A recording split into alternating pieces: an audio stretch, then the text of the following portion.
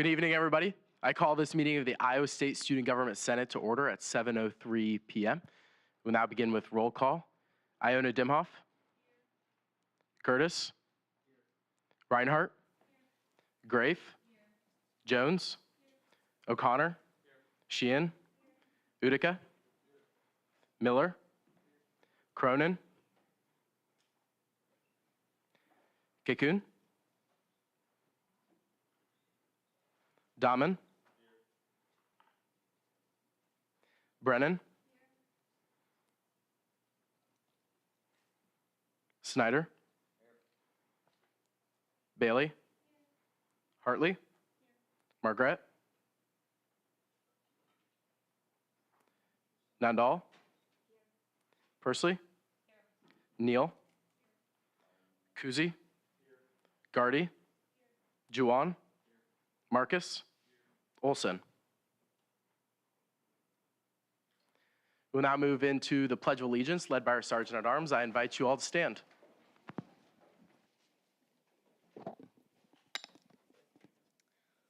I pledge allegiance to the flag of the United States of America and to the republic for which it stands, one nation, under God, indivisible, with liberty and justice for all.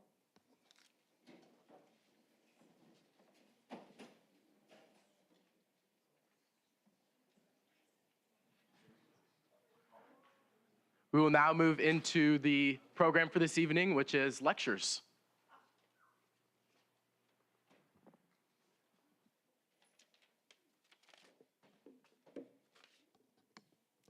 Good evening, everyone. How are y'all doing? All right. My name is Amanda Knief, and I am the director of the lectures program here at Iowa State. Lectures program is a kind of bifurcated unit. We're under the provost as an academic unit, and my role as lectures program and that of my assistant director, Laura Shaw, is to help facilitate speakers on campus. And to do that, we work with a group called the Committee on Lectures, which is made up of student members, including student government representatives, some faculty and staff, and we get a pot of money from you all every year, and we take that and help bring those speakers to campus by paying for the honorariums, the logistical costs, the expenses for having it in the MU or elsewhere on campus. And we partner with many groups across campus, different academic units, departments, student groups, to raise additional funds so that we can do that.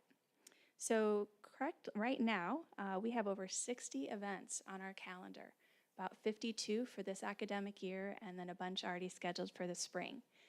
We kicked off last week with a documentary that was made by a Greenlee School journalism professor and his students. And we're starting this week with a mathematician tomorrow night, and Nate Silver, the political strategist and AI expert, on Friday night.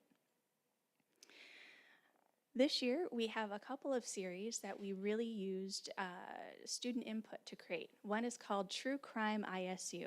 So we are featuring 3 events this semester, all featured on some aspect of true crime. Also, and the presentations are being given by faculty and staff here at Iowa State. We found out that there's a lot going on with crime, not necessarily being committed, but being investigated and researched on campus. So Professor Matt DeLisi is going to give the first one about why true crime is so popular, especially among women, and why maybe it's a very good thing next week. We have Tess Neal from psychology, who's going to talk about insanity cases and their effect on pop culture. And Lori Law, who's the director of the honors program, is going to do one on the enduring mystery of Jack the Ripper, or is it? Because there's a Polish scientist who says he solved it. We also are kicking off this year something called the ISU Research Showcase. So at the beginning of August, we invited graduate students, faculty, and staff to submit proposals to give a presentation of about 30 minutes with 10 to 15 minutes of Q&A aimed at undergraduate students that explains the research that they're doing here on campus. We have so many institutes and different groups and so many amazing research opportunities on campus that we don't think the undergraduates are getting to hear about all of them or enough of them. So we will have 3 events this fall from that group that the students on the Committee on Lectures voted for. And I can't tell you what they are yet because we haven't contacted all of them. And in return for giving those presentations aimed at an undergraduate audience, we're giving them a $500 research grant. to go towards their research.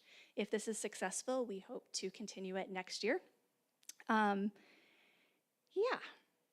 Also, I don't know if you've heard of the Cyclone Civics Committee or the Center for Cyclone Civics, and also the Celebration America at 250.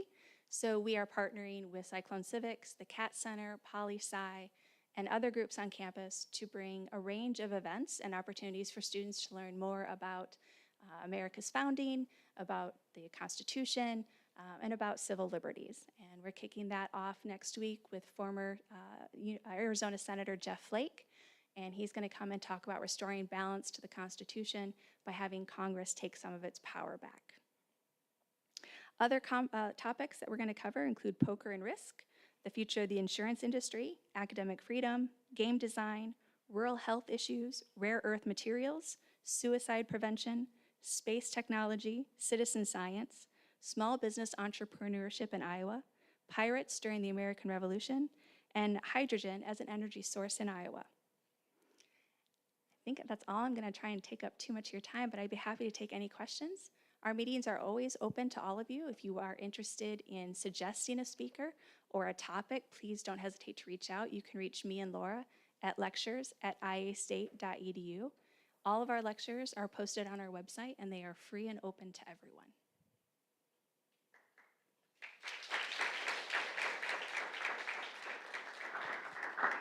Personally. I just wanted to thank you for coming in and speaking with us all. What lecture are you most excited for in this coming year? Mine? Yes. The one I'm giving. Oh, you're giving one. Okay. Yes, I'm giving one on November 13th. I'm giving the Veterans Day talk, also in conjunction with America 250, on how pirates saved the American Revolution.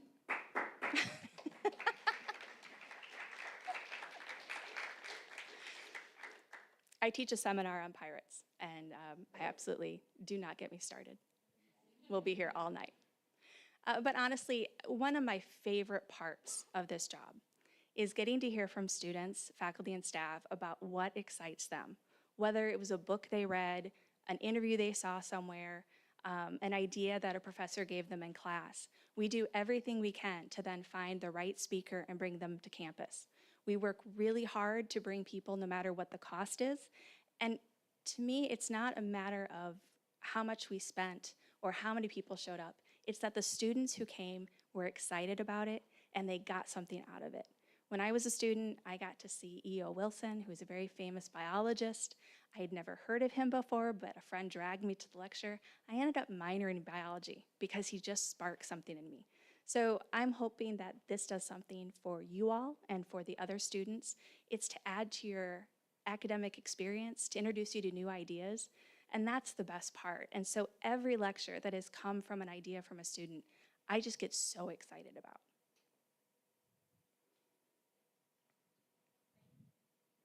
Thank you all very much. And we really appreciate the funding every year. Thank you.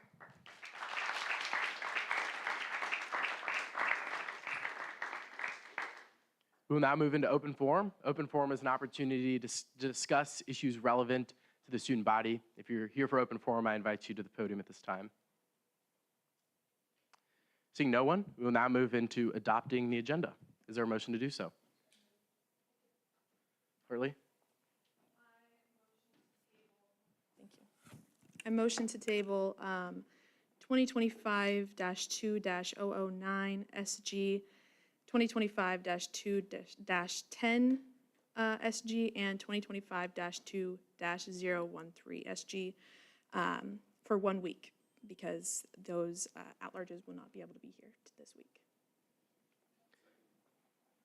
There's a motion to table 3 bills relating to seating at-larges. Is there a second? Are there any objections? All right, we're back on the agenda as a whole. Speaker Persley. Okay, I motion to add the bills that are highlighted in yellow at the bottom of the agenda: 2025-2-13F, 2025-2-14F, and 2025-2-15F. There's been a motion to add funding the Dance Collective, Food for Puerto Rican Night, Jack Trice Remembrance Day funding. Is there a second? Are there any objections? Back on the agenda as a whole? Senator Cronin? Motion to move new business before internal and external matters both for the sake of time and consideration of lengthy bills. There's been a motion to move new business before internal and external matters. Is there a second? Are there any objections? Is there objection?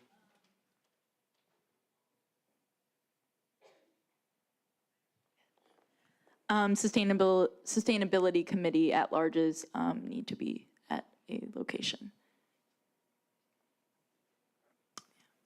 Do you withdraw your original motion?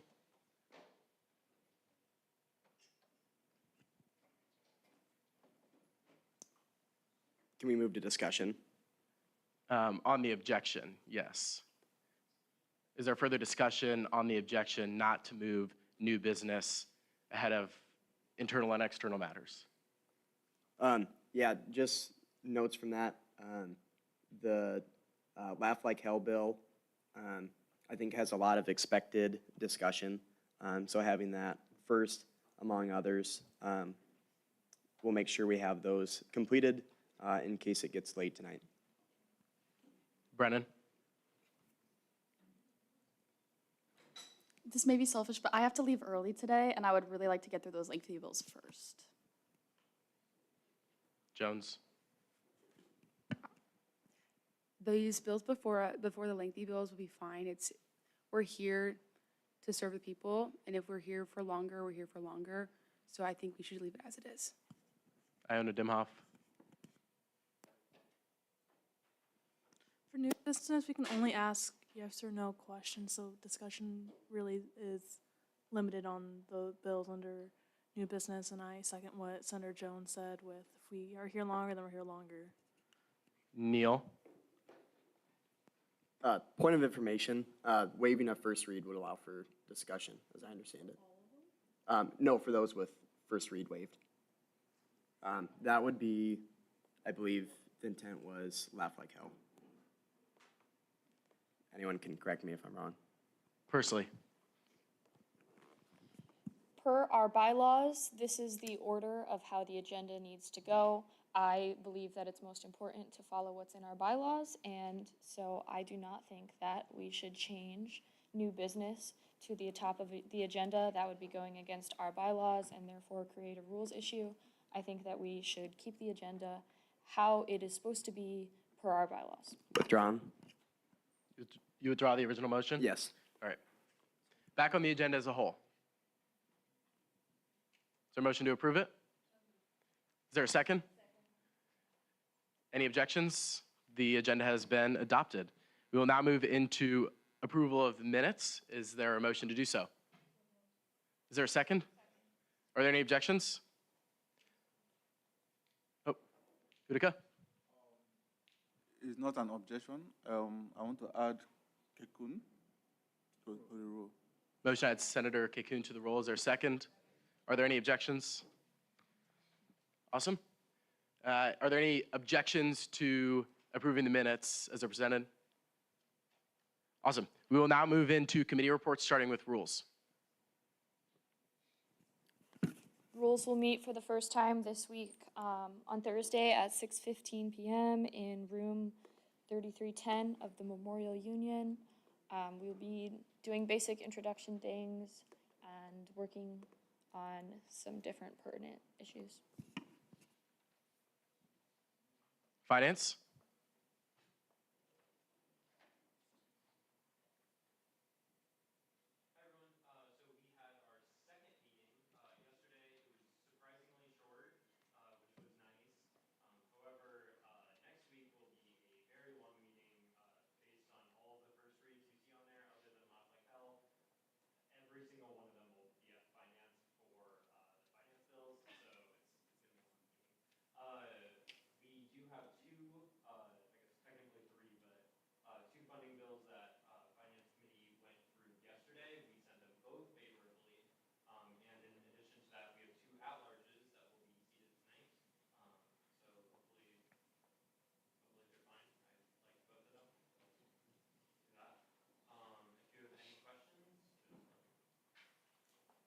PR?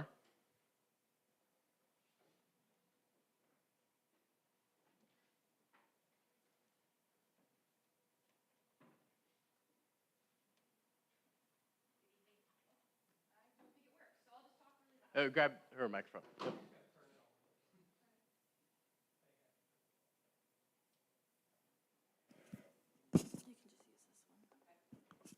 Does this work? Okay, perfect.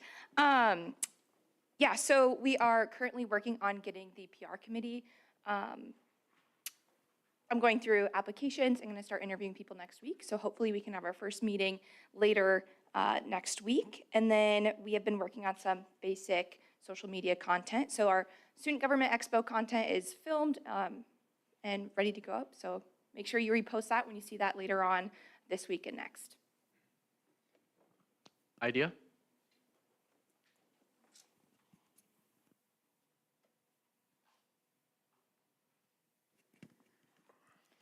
The IDEA Committee is currently collaborating with Affordability and Senator Shristi to work on a renter's do's and don't. It's basically for first-time renters, international students, or anyone really, to make sure that they don't have asymmetric information or lose out on money due to housing. Senator Neal and Miller will also be joining shortly, since we're right now at the early stages of it. And I'm also going to be going through applications and taking interviews next week. Yeah, that's all. Events? Okay, guys. Molly and Laney would like to thank everyone who has already signed up to work at the Student Government Expo. There are still multiple shift openings for the Election Commission, Finance, Health and Wellness, IDEA, Sustainability, the Supreme Court, and a few others. So please consider signing up for one of those spots, even if it's not your committee, as it's important to the success of the event to have all the booth staff so the activities run smoothly. They ask that signups be completed by Friday, and after that, they will send detailed emails to everyone explaining the day-to-day or the day of logistics and that were assigned the activity. So they're going to send everyone more information on what's going on. And then if you have any questions or concerns, please reach out to Lainey or Molly.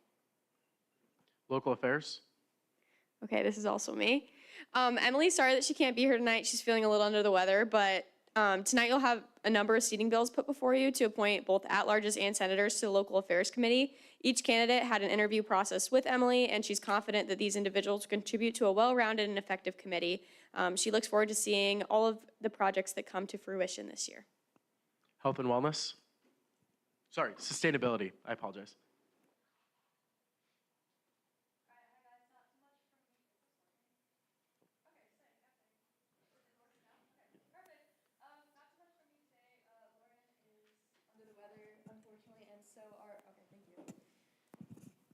Lauren is okay, sick. Lauren's feeling under the weather, which is very unfortunate, and so are 3 of the people who were supposed to be sat tonight, because apparently there's like a plague going on at Iowa State. So wash your hands, please. It's sustainable. But you're gonna see 2 senators getting sat tonight, and one of them was in our committee last year, and she did an amazing job. And the other one, I'm very confident will do an amazing job this year as well. And then 2 at-larges. They, again, were in the committee last year, and both of them did phenomenal work, and we couldn't have made any of this possible without them. So, yeah, you guys should see them. Health and wellness? Hey guys, Health and Wellness has their first meeting tomorrow from 3 p.m. to 4 p.m. at Parks Library, room 306E. So yeah, I'm excited to be there. Legislative ambassadors? Hey guys, me again. Okay, so legislative ambassadors met this weekend with the other regent schools, and they'll be moving forward with a unified mental health ask to the Board of Regents, and the request will be included in their ask to the governor. That's all from legislative ambassadors for today. Any other? Comments from the judicial branch? Comments from the advisor?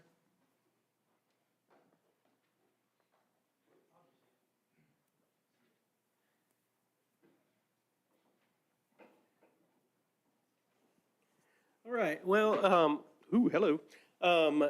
Just welcome back. So you will see the 3 advisors starting to cycle into the Senate meetings. And so this is my first one of the fall semester. So For those that don't know me, my name is Brad Hill. I serve as the Associate Director of the MU as well as one of the 3 advisors. We are just looking forward to a very exciting year. There's a lot of stuff going on with chief officers and with Senate and with Cabinet, and so it's an exciting year, a lot of stuff going on. Just a quick note from the advisors, we are always here for you if you need something, whether it's working with a project that you're working on, from the Senate side, the Cabinet side, and that kind of stuff. We are here to help you get through some of these gates that are up around the university. So you can always come to us for advice. All 3 of us have our office hours in the MIS, or our office locations. You can always contact us via email to set up a meeting as well. Just excited for the year. As you guys and ladies continue to move forward, and y'all will go into the retreat this weekend, learn a little bit more. I am the official person that says collaboration is key, and relationships is what makes things work on this campus, right? And so knowing that there are reasons that things are in places, but that doesn't mean it has to stay that way. So let's collaborate and let us help you work with with the rest of the administration on this campus to make this an even better place for the students of Iowa State. And by the way, say hello to Dr. Younger, who's watching you on webcast right now. Her, as well as we do have a new Associate Vice President, Joe Pollock, who, if you haven't met him, he'll be making his way around, but he oversees the Department of Residence, Dining, and the Memorial Union. And so he's excited to be here, has a lot of passion, a lot of energy to engage with students. So I think Colby and Will have already really enjoyed getting to meet him and getting to see that. So you'll probably see him starting to pop up around too. Okay? Curtis, Motion to add Senator Margret to the roll. is there a second? Second. Are there any objections? We will now move to comments from the executive branch. Okay, there we go. Hi, everyone. Happy Wednesday.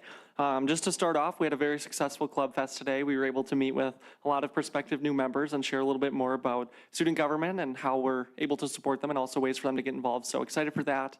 Director Baumler, although she's not here tonight, she's been working on sending out the outreach interest forms. So if you see those come in your inbox, just kind of make sure you keep an eye out for them. Other than that, we'll be having the student government retreat this Saturday. We're excited to see you all in the sunroom of the Memorial Union starting at 9 o'clock. We'll begin with opening remarks from Dr. Younger and President Winterstein, and then we'll have a roundtable with a variety of different university administration. Joe Pollock is one of the ones that's going to be there on Saturday, so we're excited for you all to meet him. And just as a quick reminder, if you're not able to be at the retreat, please email chief officers as soon as possible so we're able to see that you will be absent. But that's all I have. If there's anything we can ever do to you, ever do to support you, oh my gosh, if there's anything we can ever do to support you, please reach out to chief officers and just keep up the great work. I'm really proud of all of you. Everyone's been doing a wonderful job on all 3 branches of the student government, so keep it up. Also, we will now move into external matters, starting with 2025-2-004F, Cardinal Swing Society event funding with Senator Marcus. Yeah, all right, thank you. I believe we have somebody here from Cardinal Swing Society, so as they're making their way up to the podium, I will just remind you guys that this was sent favorably, and now she can tell us a little bit about the event, and take it away. Yeah, so pretty much for my club, we would just like to ask for some funding. We were looking at maybe $500 to get a band for one of our dances next semester. Bands always increase attendance for our dances, which is important for revenue, student engagement, and it's just generally makes for a much funner event. And we were also looking for $1,000 because State Gym has recently started charging per hour, and we do our lessons in State Gym on Tuesdays and Thursdays. So it is quite costly and something we weren't anticipating for this semester. So that's just something we'd like to ask for to help our club moving smoothly with the, I guess, funds we already have and with our projected income and expenses. Pursley? I just wanted to say thank you for coming. I've been to the Cardinal Swing Society events before, and they're really great, and the live band really does make the event. It's a great addition. I wanted to make a friendly to Marcus. in the third whereas clause, there is just the wrong there. It's nitpicky. Thank you. I'm Snyder? glad you enjoyed our event. I'm going to echo Pursley here and say thank you again for coming. I went to the Down and Dirty Swing Dance that was this past weekend. We had, record attendance? You guys almost filled the terrace. It was crazy hard to to see. move Great around in there. pictures. This club puts on great events, and I would suggest voicing your support and passing this bill. Thank you. I yield. Margaret? I would just offer as a second friendly to Senator Marcus to update the total for the paid by organization column.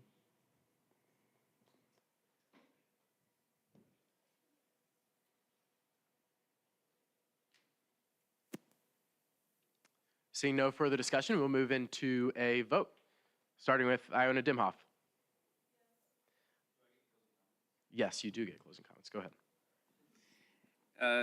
Yeah, I just want to get in the habit of it, but thank you. Yeah, just a reminder, everybody vote yes. This was sent favorably by Finance Committee. Iona Dimhoff.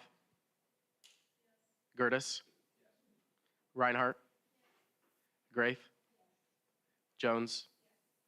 O'Connor. Sheehan. Utica. Miller. Kikun. Dahmen. Brennan. Snyder. Bailey. Hartley. Margaret. Nandal. Pursley. Neal. Kuzi. Gardy. Juwan. Marcus. Thank you very much. Congratulations. All in favor. Thank you so much. We'll now move to 2025-2-005F, PAS Student Chapter Registration Fees with Senator Jones. Hi, everyone. We met with the PIS student chapter this past Tuesday, and it passed favorably, and it was sent favorably to Senate. So, Marcus, are you going up? Okay, Marcus is going to go to the stand and talk to y'all about his bill.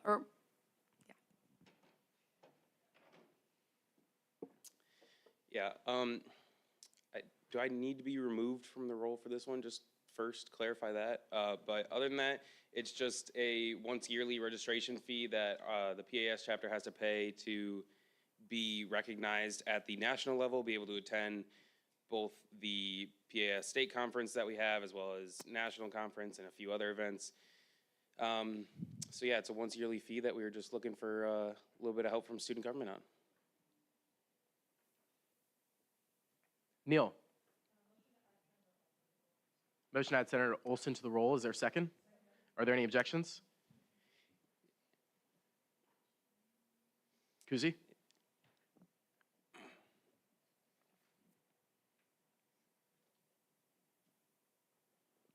Sorry about that.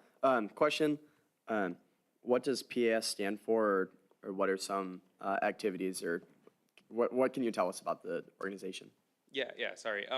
So PAS stands for Professional Ag Students, and technically it's Professional Ag Students Club if you're looking for it on like Iowa State organizations. The events we do, we have a meeting once a month, a chapter meeting. It's open to all students. Anyone can join. Just because it says Professional Ag Students doesn't mean you have to be an ag student to join it. It's open to all majors, all students. They attend different conferences. They have, the competitions are ag related, so crop production, they have ag related competitions of just mechanics, business, education, pretty much any aspect of ag, there's competitions for that. And then there's different business trainings and ways to build professionalisms that you can go to educational events for that. It's a really fun organization, and they do a lot of good and a lot of professional prep that's not only helped me, but a lot of other people. And I recommend you all go to the meeting and just check it out at least once.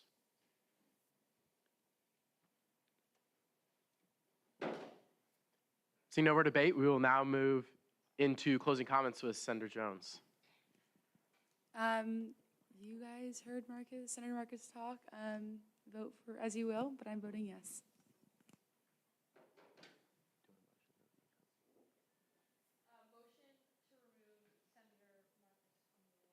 There's been a motion to remove Senator Marcus from the roll. Second, are there any objections?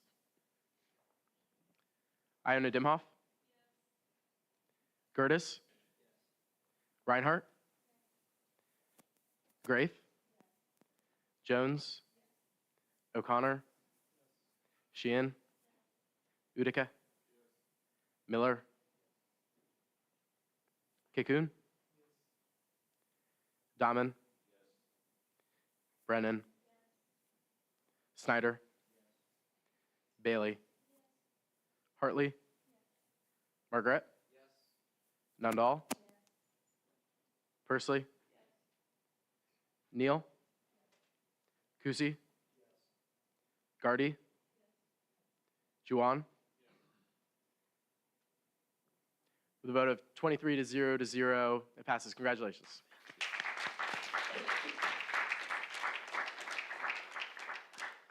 Is there a motion, Senator Jones? Motion to add Senator Marcus back onto the roll. Motion to add Senator Marcus back to the roll. Second, are there any objections? It's back in the roll. We will now move into internal matters, starting with 2025-2-007 SG, seating a senator to the Sustainability Committee and Local Affairs Committee with Vice Speaker Hartley. Alrighty, so this senator will go up and tell us why she would like to be on both of these committees. Hello, everybody. Do I also need to be removed from the roll? Oh, okay, cool. So my name is Delaney Grafe, and I'm majoring in forestry and minoring in political science.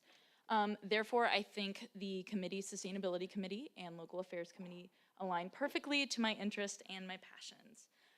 So why am I qualified, I think, for these committees? So Sustainability Committee, I think I could really diversify.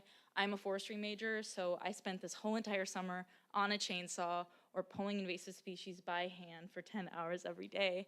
And I am working to diversify Iowa State's campus with conservation practices. I'm already working on a restoration project at the ISU disc golf course, removing invasive species. And I think with the help of Sustainability Committee, we can really expand these and get more NREM or conservation-based clubs involved. And I think I could really add to local affairs because I work for the Center for Civics. Definitely attend the 250 lectures. And I've worked with the City Council before, and I would love to work with them more. I think Rachel Junk is an amazing person, and I'm excited to work with her, and especially learn more about transportation. That's definitely something my constituents are worried about. So yeah, that's it for me. Jones. I have two things. Motion to add Senator Olson on the roll. Oh, there he did. Okay. And then my other thing is, with those two committees, what is a project you are looking forward to doing? Yeah, for sure. I'm very excited to help have students learn more about Moonlight Express. I think it's something that more students need to be involved with and know about, and getting the word out there about it would really help maximize campus safety. Hartley? I'm just curious what kind of plant you would classify yourself as. That's hard. I'm gonna do an American sycamore. Marcus? Since you are going for two committees, what is 2 words to describe yourself?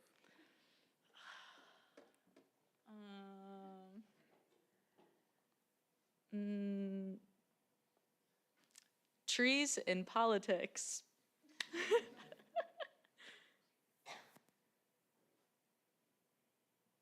See no more debate. We will now move into a roll call vote. UC has been called for. Is there a second? Are there any objections?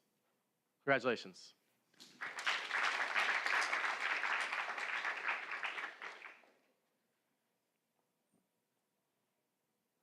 We will now move to 2025-2-008 SG, seating a senator to the Sustainability Committee with Vice Speaker Hartley. All right, we will have this senator go up and share why she would like to be on this committee.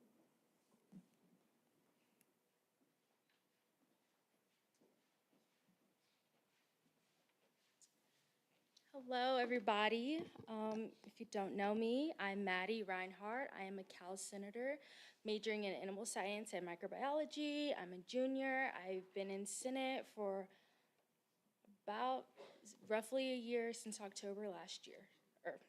So I want to start by sincerely thanking the Senate for allowing me to be here today. I am one of you, but right now I'm not. It's an honor to be a part of the group dedicated to creating meaningful, lasting changes for our campus and community. As a member, I hope to contribute by working on initiatives that not only reduce our environmental footprint, but also encourage greater student involvement in sustainable practices.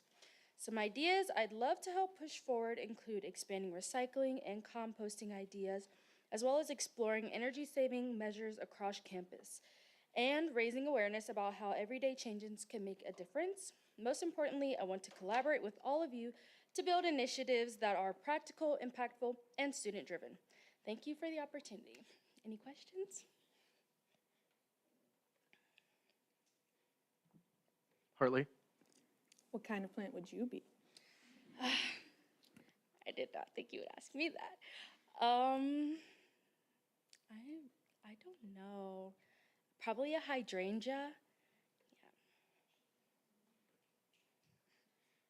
Closing comments? UC? UC has been called for. Is there a second? Are there any objections? Congratulations.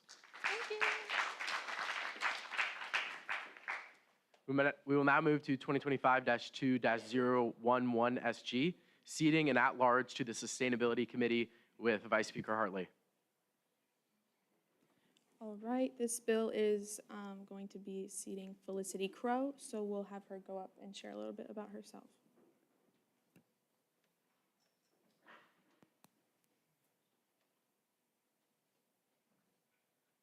Hello guys, I'm Felicity Crow and I'm a sophomore in environmental science and I'm also studying sustainability and Spanish as minors.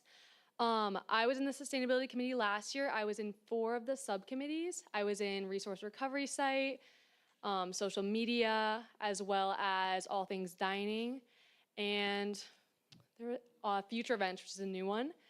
And I'm just kind of really excited to get into it this year just because there's a lot of things I'm really excited to work on. We are working with After Dark to figure out like an event that we can do with them, and that will hopefully be November 7th. So I've kind of been working on that for a while now and just hoping to be more involved in the committee this year and meet new people, I guess. Yeah.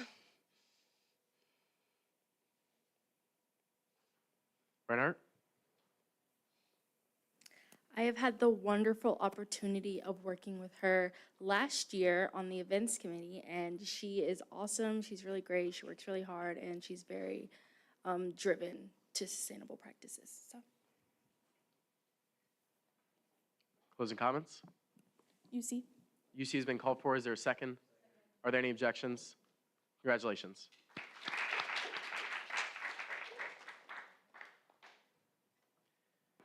We will now move to 2025-2-012 SG, seating and at-large to the Sustainability Committee with Vice Speaker Hartley.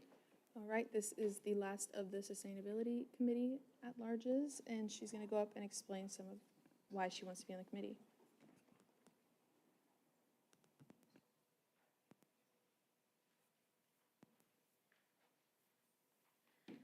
Okay, hi everybody. My name's Molly Rogers. I'm a junior here at Iowa State, and I'm studying environmental science, and I'm pursuing a minor in statistics and GIS. I also served on the committee last year, and it was such a meaningful experience for me. I've always been passionate about sustainability, and I'm excited to implement all forms of it, so not just environmental, but social and economically as well. I love to have the opportunity to continue some of my projects that I was working on last year, like the resource recovery event. I feel like the Resource Recovery Center is a great way that we can connect with campus and the city of Ames to implement recycling and things like that. So yeah, I'm just really excited for this year to continue on with all of that. Grafe? I'm stealing your question. What plant would you be? I think I would be a pink peony because peonies are my favorite flower and I love the color pink. Closing comments? UC? UC has been called for. Is there a second? Are there any objections? Congratulations. Thank you. We'll now move to 2025-2-003 SC, executive nomination for Director of International Student Experience with Vice Speaker Hartley. All right, I will have this individual go up and share a little bit about themselves and why they would like to be the Director of International Student Experience.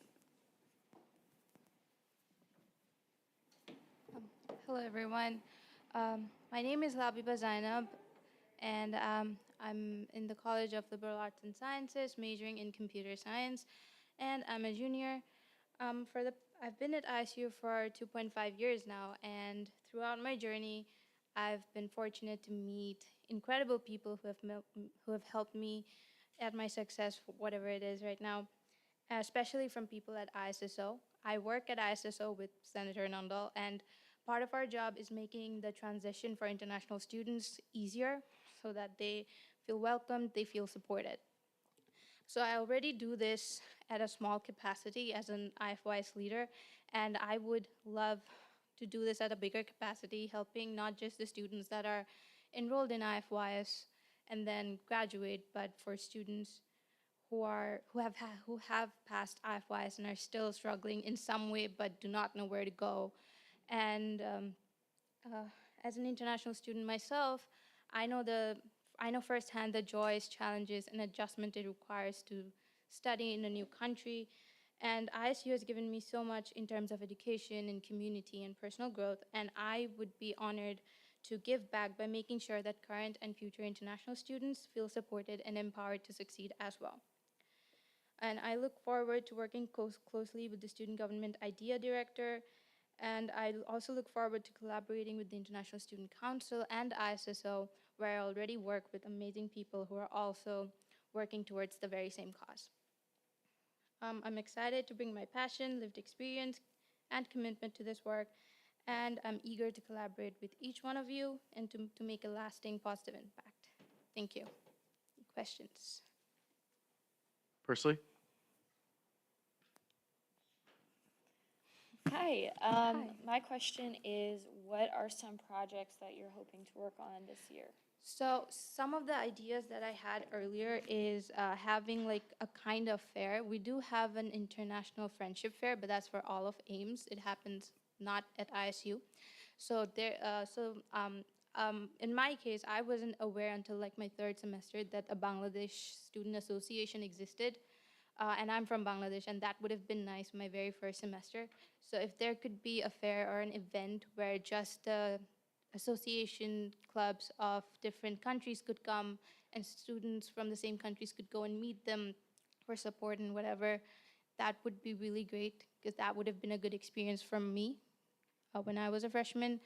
Another idea that I had was when I arrived at ISU, international students are required to be on campus a couple weeks earlier than when classes start. And a problem I faced was I arrived on the 9th of August and my meal plan didn't really start till like the 13th. And I honestly did not know where the good restaurants were or where I could just buy some snacks and stuff. So if we could have a program where new international students who are currently, like international students, if you don't know, till move-in date, they have to stay at Maple Hall temporarily till move-in date happens. So that's like a week or so, which is kind of a long time if you don't know where to buy good food. So if there could be a program where students could just come and buy some stuff, or maybe we could just give it to them just till they can find where to buy good stuff, that would be awesome too. Utica? Thank you very much. My question is, what are the current issues that international students are facing now? So both for the undergrads and also for the grads, because I think we have separate issues, both for the undergrads and grads, and also how do you plan to address them? So I was listening to one of the renters to-dos by the IDEA director, Nabiha. So that is one of the issues I also face. I do not know where to look for an apartment, even though there is a housing fair.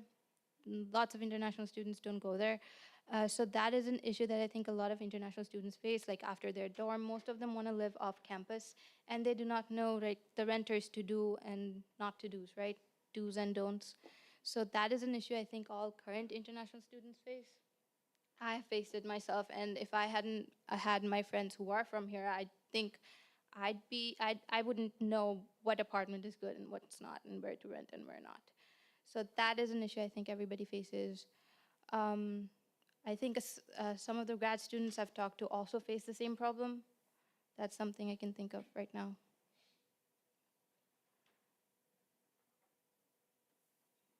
Closing comments? UC? UC has been called for. Is there a second? Are there any objections? Congratulations.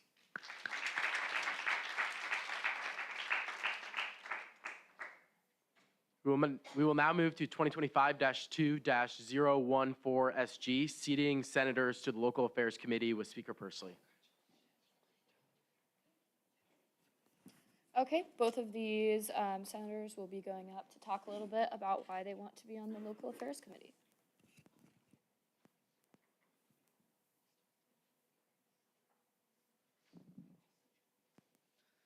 Hi everyone, my name is Ella Inodimoff and I am one of the LAS senators. I was sat on local affairs last year and I've taken a lot away from being sat on this committee. It was really eye-opening to me. Back in high school, I was never really involved with my city back in home, but I've really appreciated getting to understand and know Ames better, especially as an adult now that gets to make choices and has an actual voice, I feel like. And so I've really enjoyed my time in local affairs. While in local affairs, we spent a lot of time working on creating the joint agendas that we see for both joint city council meetings we have, both in the fall and the spring. And so I've really enjoyed working and developing that agenda along with ex officio Boland and the rest of the committee. And one of the project ideas that came to me at the end of the spring last year was I was looking at UW-Madison's site, and they have like an interactive map for recycling, like where to recycle and everything for students. And so one of the issues I like to focus on is downtown engagement. And so I was like, well, we could easily develop a map on the student government website for students and make it interactive so they can see with downtown, like what kind of places do other students recommend, what are other students' takeaways from these different restaurants, shops, events that happen down there as well. So I'd like to develop this. I've talked to IT Director Palin on this as well. He's on board. It's still like we haven't started developing anything quite yet, but that's one of my project ideas I'm passionate about.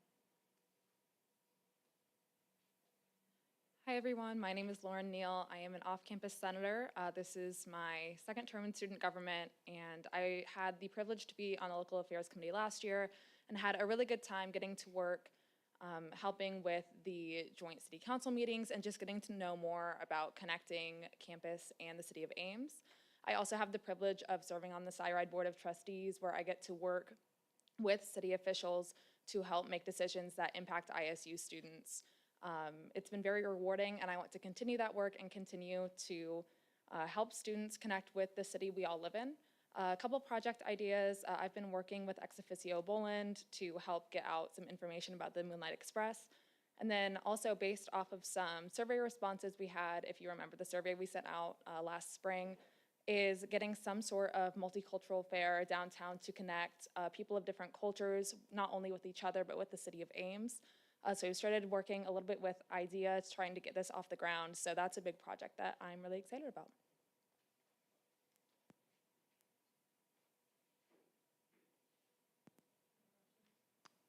Call the question. Closing comments.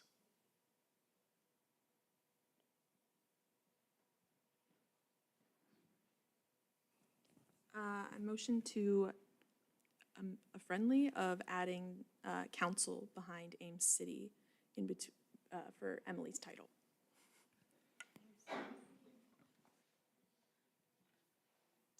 I accept that. No closing comments. UC. UC has been called for. Is there a second? Are there any objections? Congratulations. We'll now move to 2025-2-015 SG, seating senators to the Local Affairs Committee with Speaker Pursley. Okay, motion to strike Claire Lewis from this bill. She couldn't be here tonight, and we're going to make a separate bill for her next week.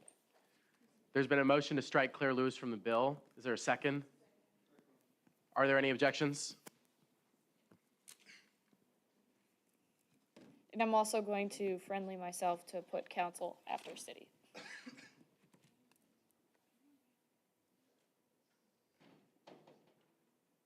What are these people?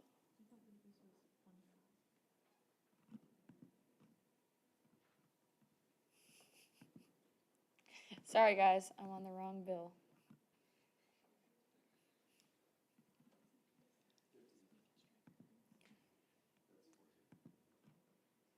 Are we missing one?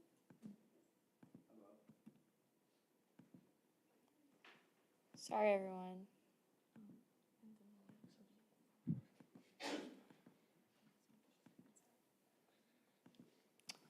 Okay, so ignore what I said earlier, but strike Delaney from this bill. Motion to strike Delaney from this bill because she's already on the Local Affairs Committee. Are there any objections?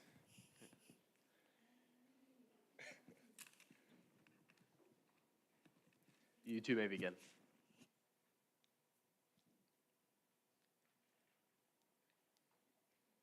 Did she introduce me already?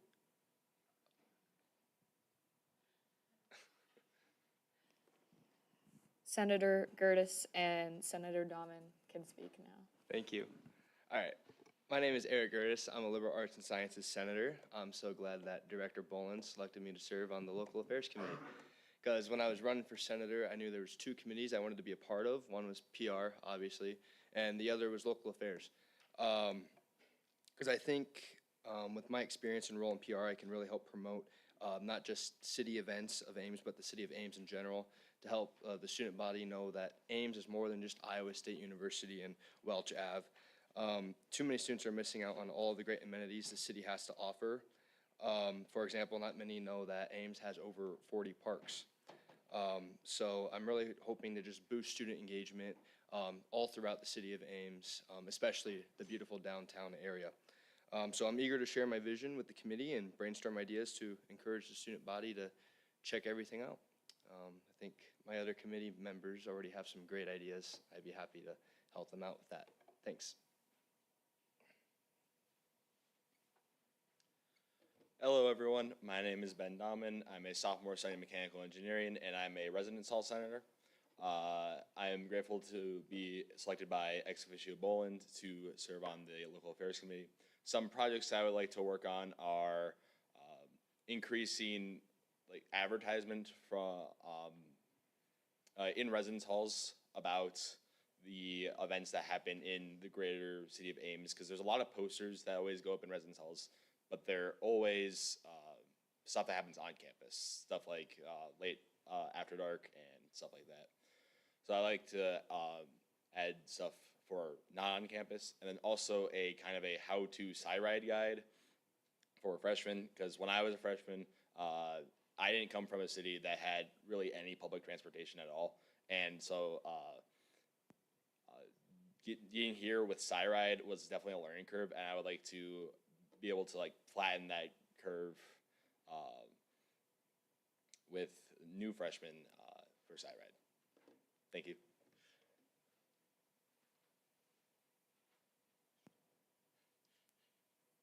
Closing comments? UC. UC has been called for. Is there a second?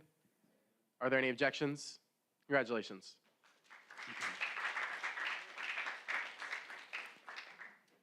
We'll now move to 2025-2-016 SG, seating at-larges on the Local Affairs Committee with Speaker Pursley. Okay, so this is the bill that I was saying everything about striking Claire Lewis from the bill. So Grace Staber, is that how you pronounce it? Okay, she will come up and talk a little bit about why she wants to join Local Affairs Committee. Hi, my name is Grace Staber. I am a freshman in animal science, and I would like to be on the Local Affairs Committee because I want to be able to give more information to incoming freshmen about the Ride, because before I came here, I had never even ridden on a bus before. So, and I know there are a lot of other freshmen who are still scared to ride the Ride, and we're 3 weeks into school. I also want to bring more information to new students about things you can do around the city of Ames and events that are held in the city.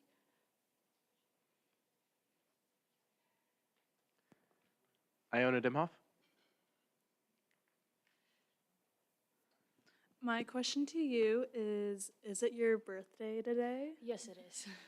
I'd like to wish you a happy birthday from Local Affairs, from Ex Officio Boland, and from the student government. Thank you. Miller?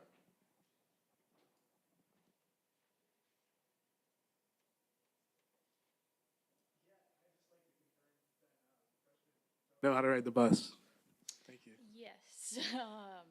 I have quite a few peers who are actually afraid to ride the bus and refuse to and say they will only do it if it's negative 30 out. Closing comments? Happy birthday, UC. UC has been called for. Is there a second? Are there any objections? Congratulations.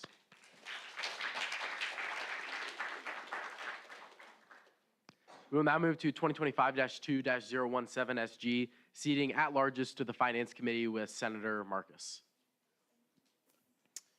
Yes, we have two at-larges here today that can head up to the podium for us. I have heard that they are both wonderful, and I can't wait to hear more about them.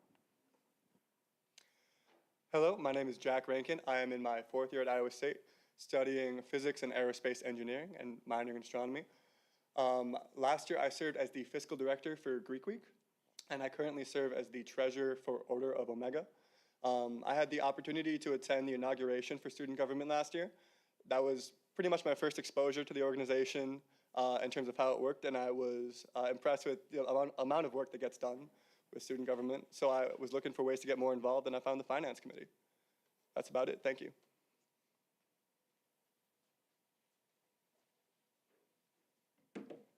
Good evening, everybody. My name is Love Sani, and I'm a junior majoring in marketing and business analytics. The reason I want to join the Finance Committee is I want to add on to help transition students and help them making life easier for student organizations here at Iowa State. During the summer, I worked with the admissions office as a cyclone aide. I gave tours to more than 500 of students, incoming families and guests. And the kind of experience I bring on is from PR, as I was the co-PR chair for the Election Commission. And it's one of my interests and love for numbers that I want to join the Finance Committee and help make it easier process for every organization and work to the expectations of the Finance Committee and the student government itself. And yes, I'm open for questions. Snyder? I would just like to put my support behind candidate Jack. Yeah, I've worked with him before in just various projects, and I also know him as a person, so I can vouch for him both professionally and personally. Thank you. I yield. Thank you. Marcus? A year here, and I still struggle with these mics. But my question for you guys, a little bit of a fun one here. What type of currency would you call yourself? I was ready to say I was a Sequoia Redwood for the other question, but I like a $2 bill, I'd say. I like the $2 bill a lot. Probably Swiss currency, francs.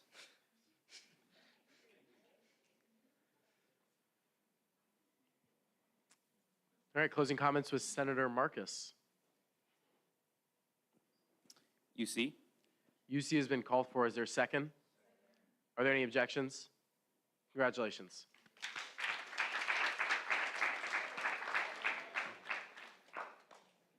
Seeing no special orders or general orders, we will now move into new business, starting with 2025-2-006F, funding for the Letters of Love Club with Senator Jones.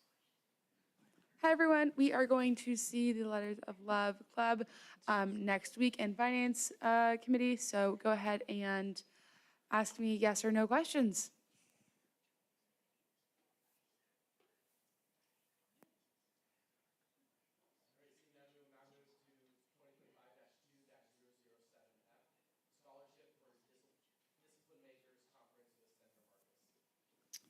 Yeah, we will be seeing the Disciple Makers organization in finance next week, and I am willing to answer any yes or no questions you might have.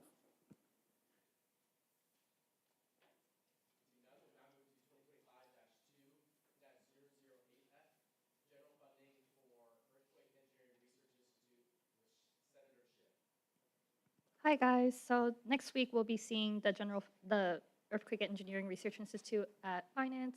If you guys have any yes or no questions about the bill, I'm here to answer it.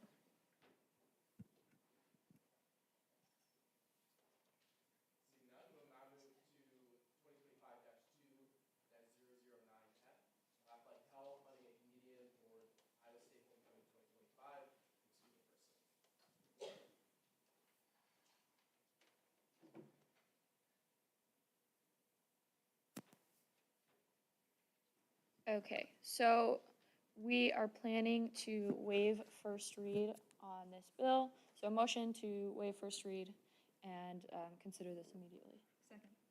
Are there any? I can explain why. Because this funding, this bill is needed so that a contract can be signed in a timely manner to get the comedian here.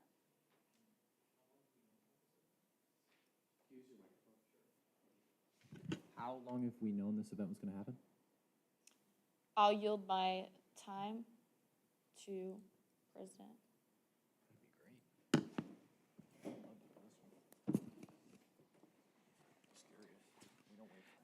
Thank you for your question. And as you can imagine, with any large event, it takes a lot of logistics and planning. And just within the last couple of weeks, we finally pulled it all together. But we're excited to have more. We have our homecoming representatives here, and we're excited for them to share more about the event with you.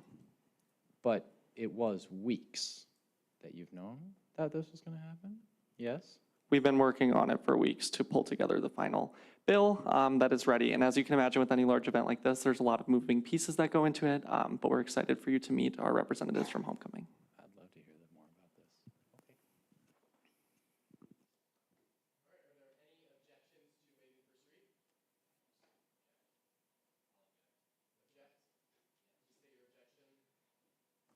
Okay. If we've known about this for weeks, why are we waiving first read?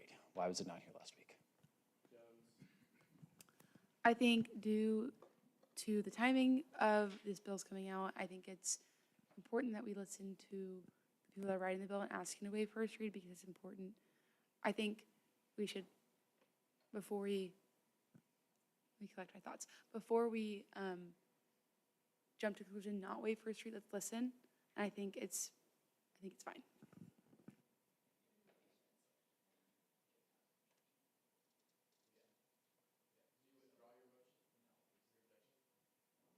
Is there a precedent of waiving first read on finance bills? No. Yes, this is something that is regularly done for bills that require an immediate contract.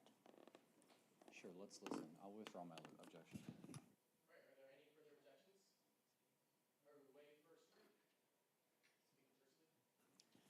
Okay, so as you can see, this bill has a lot of whereas clauses. I hope you've read it a little bit. I'm going to give it up to Homecoming Central to talk a little bit about this bill, about what we're talking about.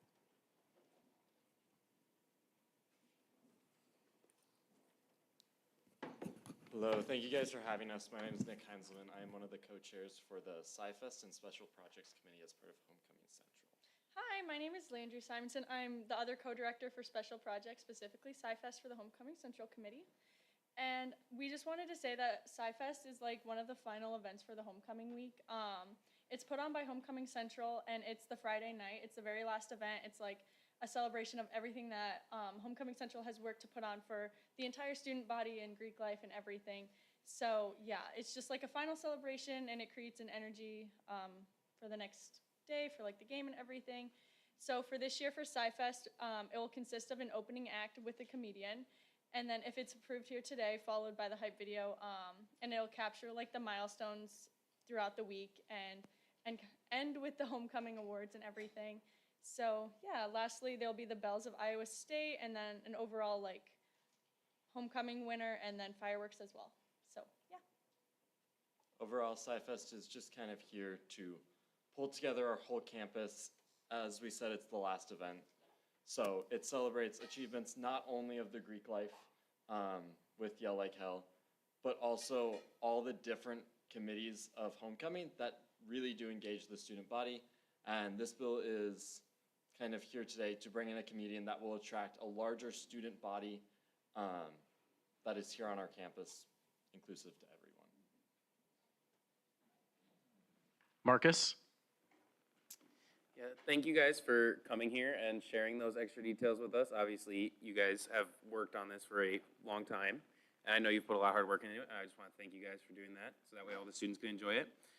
Just wanted to add, that way everybody has the information. Although Finance Committee did not have to approve this or go through it, because we did waive first read and waive Finance Committee approval, we did still talk about it in our meeting yesterday. We did look through the bill, we looked for errors, we looked for just anything we might want to bring before you guys now. So although we did waive first read, we did have Finance Committee look over it, and we thought it was a great bill. Persley? So, to my understanding, the homecoming events are mostly tailored towards the Greek community.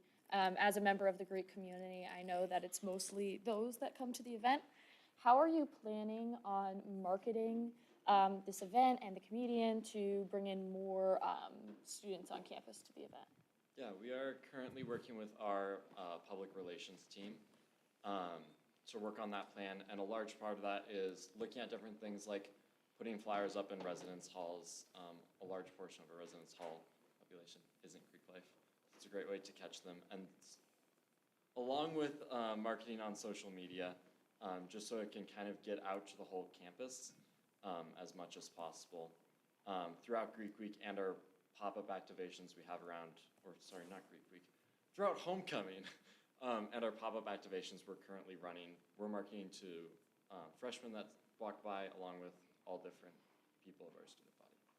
And along with bringing in a comedian, that draws in more of the actual student body instead of just the Greek life, because one thing that we wanted to work on is having SciFest be more of a, and homecoming in general, be more of a whole student body type thing.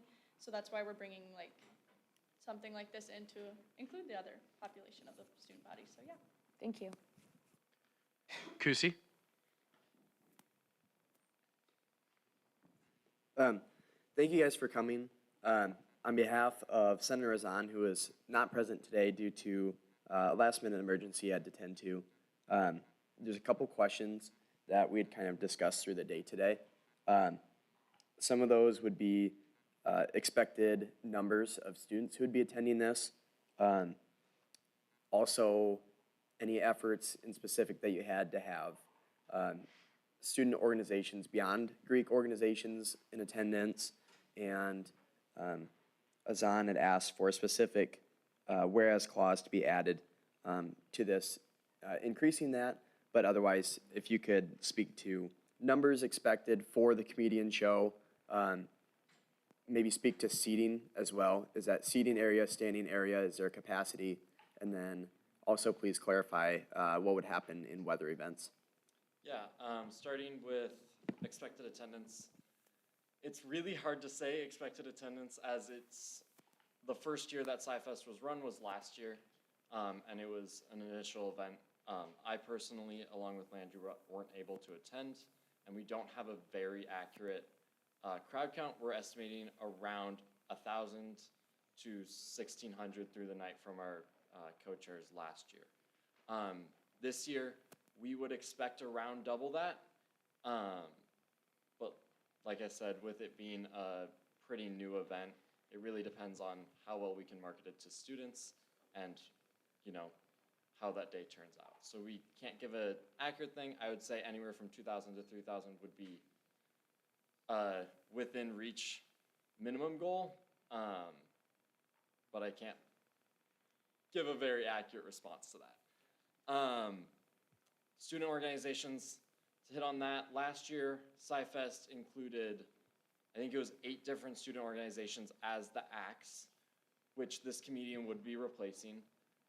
What we noticed with the student organizations is that the student body didn't come out to attend the event that much, with boxing club being there and some student singers, and just a whole different dancing clubs, stuff like that.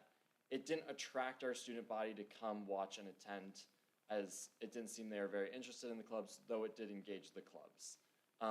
Clubs are participating in homecoming, though, during painting of Victory Lane, along with the kickoff, and there's a few other spots, I believe, as well, that clubs are invited to participate in homecoming. And then as far as the weather plan is something we are currently working on. That involves, for our side, our current plan is if it's moderate or light weather where we can still go with an outdoor event, we are going to go with our original plan, which is on the Yell Like Hell stage, right in front of the Campanile. With rain, we would put up tenting above the stage, but not for the crowd. And we can look into other options there. But for severe weather, where we would not be able to go with an outdoor event, we would look into moving it into an enclosed or fully indoor location. We have different plans currently in the works, but we are still working with our, university partners on clarifying what those locations that we can use are. Just a couple other things. I know I threw a lot at you, so I appreciate your responses there. Is there seating? Is there standing room? Is there capacity for that? Yeah. So for our main location, which is the Campanile stage, the outdoor location, that would be standing room. So it'd just be on central lawn. We would just have barricades along the front, and that's about all. And then is there an expected capacity of how many people could fit in there? We would have to work, we can put one together, but currently Campanile lawn and the greater central campus lawn is quite large. Okay, so barricades would be in front of the stage, not limiting capacity. Yes, there would be Got no it. crowd fencing. Okay, thank you for those. Other discussion from today I just wanted to ask about were total costs. So the line item, comedian performance guarantee, is that the total cost of the comedian's performance of that contract, or are there other charges from that, and that's seen as a down payment, so to speak? As we haven't moved forward with contracting yet, I can't speak to exactly what costs would come down to. An initial quote we were given just in general was around that $40,000 mark. You'll see that additional 2 line items as kind of giving us a buffer in case of transportation expenses, lodging expenses, and other incidentals. Great. Other questions would be with that area. Is that based on a timeline? Is that $40,000 a quote that is good through tomorrow? Is that $40,000 gone Friday? What can you tell us about the contract that you referenced? I wasn't the one personally that reached out. Jim here at the MU was the one that did the initial reach out. I can't say with mark of what it is. Yeah, I'll yield time to Brad here. Hey, thank you very much. So when it comes to these types of inquiries and stuff, the way that this works out, friends, is there has to be an initial offer that's given with a guarantee, and that guarantee is their fee, and typically it's inclusive of everything that happens, okay? So your line items that you have up here, where it says artist fee, that's going to include everything that is going to be necessary for him to put that show on, okay? There's I think the other line items I saw was something for, sorry, let me look. Yeah, auxiliary and contingency. So your contingency, the way that a lot of times these types of events work is you keep a contingency of 10% of your total cost, which would be that 50,000. So that's for unexplained costs that if it pops up at the last minute and then it would revert back to you. A contingency doesn't get used unless it is absolutely necessary, and it tends to come back to you. But the way that you see it here is, yes, that 40,000 is going to be your production and a bunch of that other stuff too. Great, thank you. Kikun?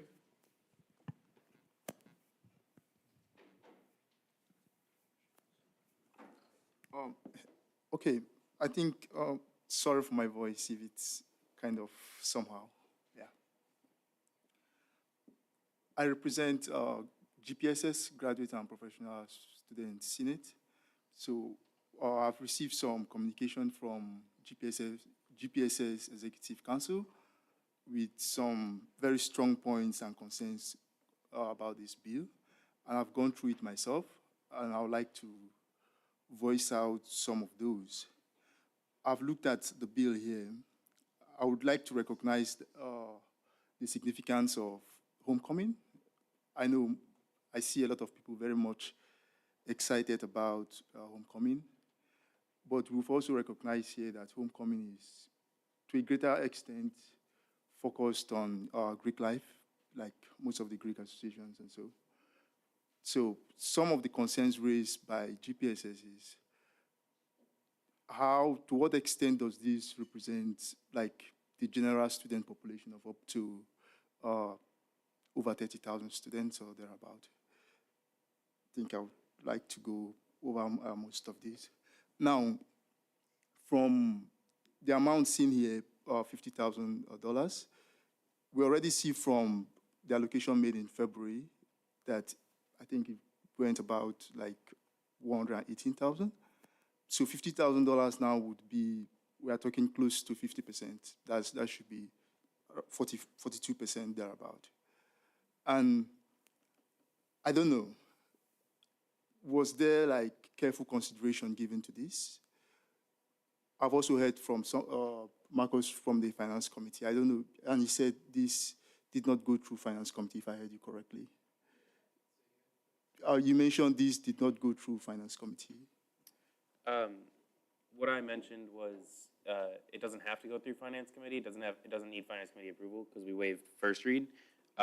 But Finance Committee did look at it and proofread yesterday to make sure that there was nothing we thought needed to be brought before Senate tonight. But we did look at it. We just weren't required to. Okay, I may not know so much about the technicalities of that if this had to go through Finance Committee.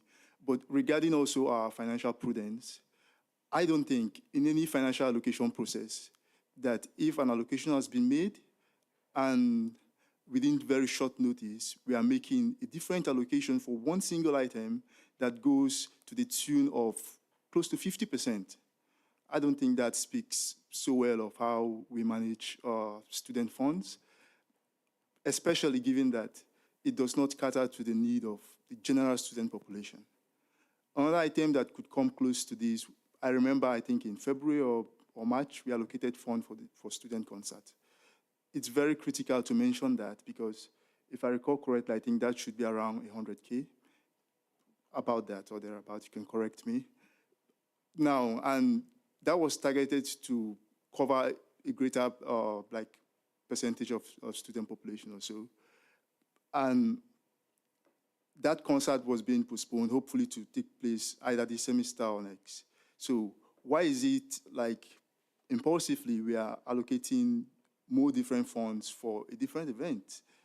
We haven't had the concert. I'm all for, I like a good laugh, definitely, and I want to see whatever happens, happen to. So from GPS's perspective, we are taking the stance that this is actually very, very much disproportionate because it doesn't cater to like the entire student population. Then also, there have been also concerns to transparency, that there's no declaration of like conflict of interest. this is no indictment to maybe whatever committee organizing this, but how do we know? We know based on contractual terms, maybe you can't reveal the identity of the comedian, but how do we know that this is not a deal to a family member or a close associate or somebody, or like a comedian coming? So how do we know about that? Okay. I give a few minutes to you. Okay. Yeah, and it won't take too much longer, but the way that you do it is because, and this is actually what I was talking to them before the meeting, because when it comes to contracting, you understand name, image, and likeness from the athletic side here, right? Okay. That you have to have a contract or you have to have something in writing to be able to use somebody's name, image, and likeness, right? Yes. Unfortunately, that contract is not in place until you have voted on the money. Okay, so most of the time, artists are not going to let you disclose a negotiation until a contract is signed. Okay, and that is to protect the artist, and that's to protect the institution as well, right? So to answer your question of how do we know that it's not something that it's just going to a family member or going to something else, that's one of the reasons why you have advisors as part of student government.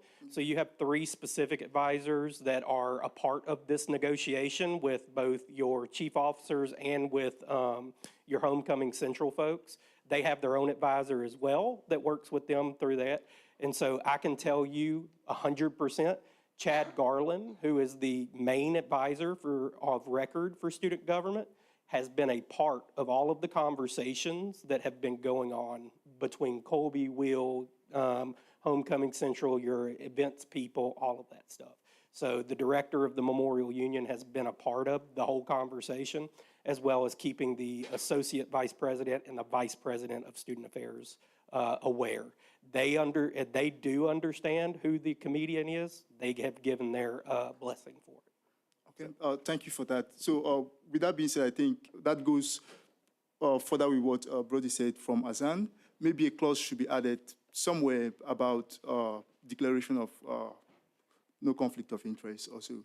But just to wrap it up, from GPS's perspective and from even my own personal perspective, I think it doesn't show financial prudence if, in addition to close to $120K, we are allocating about 50% more for a specific item. I don't think that is appropriate. And also, like the needed transparency, we should add a clause to that. Yeah, thank you. Snyder?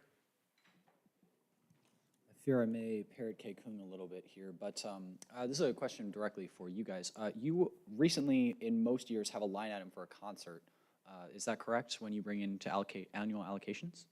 That is incorrect. We don't have any concert that we... Yes, but in years past, you had a line item that was listed for a concert. Is that correct? I can't speak on the greater homecoming budget as I am just, or both of us are just part of the SciFest committee.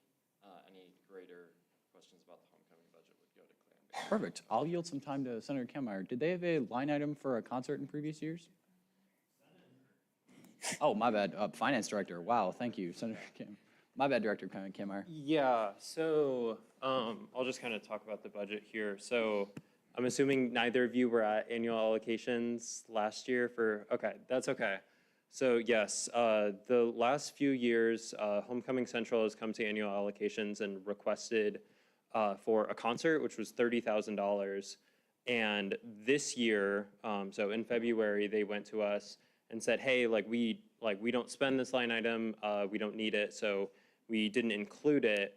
And that ended up having their total budget be less than it had in previous years. So normally through allocations, just to be responsible with student dollars, we have to cut down on most budgets. This includes, Student Union Board, we cut theirs by $20,000. After Dark, we cut theirs by $20,000. Men's ice hockey, $30,000. Dance marathon, $5,000, and keep going. But we didn't end up cutting Homecoming Central's budget at all because of this $30,000 amount. But now that there's an additional $50,000 that would technically be added to the Homecoming Central Committee budget through this, I do think that that's a little bit of a concern when we have an extra $34,000 being added compared to last year. So that's just the concern on my end. I will yield back to Senator Snyder. Thank you, Director Kameyer. Let me, ooh, my computer locked. Give me one moment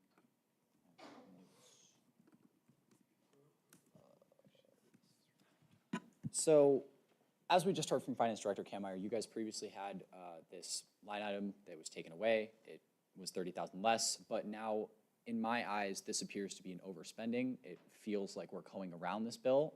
I objected to waiving first read because of issues like this. I'm parroting Kekun. It doesn't feel like we're being we're digging deep enough into this bill. We're not being financially prudent if we pass this bill. We're waiving first read, and I know we didn't have a contract, all that jazz. But between the combination of waiving first read, the high cost of this event, the overfunding, there's no verdict from finance. I know we said you looked it over, but there's no sending it favorably, neutrally, or unfavorably, and it just feels too vague to me. So I would urge my other senators to please consider voting no on this bill or abstaining. Thank you. I yield. Reinhardt? Hi. I just have a few questions for you. I'm not 100% confident in my Sci-Fest information. I didn't go to a lot of homecoming events, but I did in high school. Anyway, so my first question is kind of about the weather. If the event is at 10, you guys said that you have some ideas about where you would hold it, but I know that a lot of places on campus, a lot of buildings aren't open at 10 for students. So have you guys considered that? And then also, you don't have a cap for how many people can attend if it's on Central Campus, but if it's indoors, you obviously would have to cap it. So how would you let the students know, hey, we are at max capacity, please don't come because we can't have anybody else? Or how would you let them know ahead of time that we only allow 1,000 or whatever the certain amount is that you will be able to have at that event if it's indoors? Yeah, I can jump into that. I can jump more into our weather plan. The reason I was keeping this vague is we haven't finalized anything with departments, and I didn't want to speak on us using their building until I do confirm. Options we are looking into, the unglamorous, but one option is the Geraldine parking garage, the lower parking deck, as it is an undercover area and a larger outdoor area. This provides that we can just move kind of all of our equipment down there. Generator, lights would work as normal. Our sound system would work as normal, and we would have a smaller stage from a local company.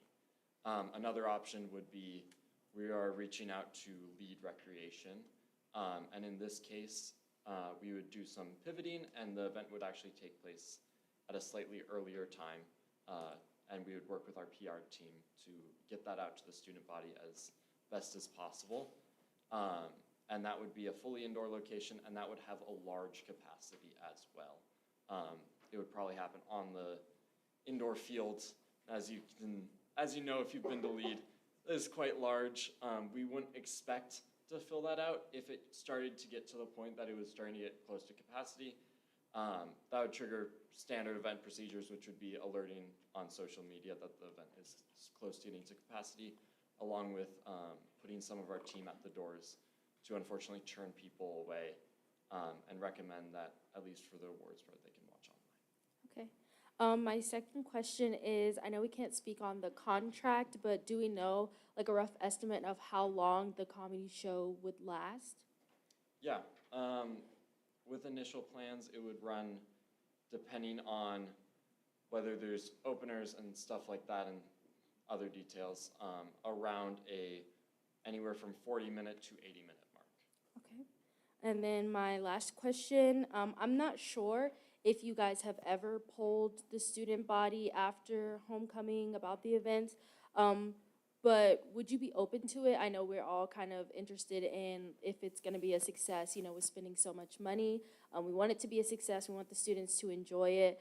And with it being so much money, how would we know that the students enjoyed it?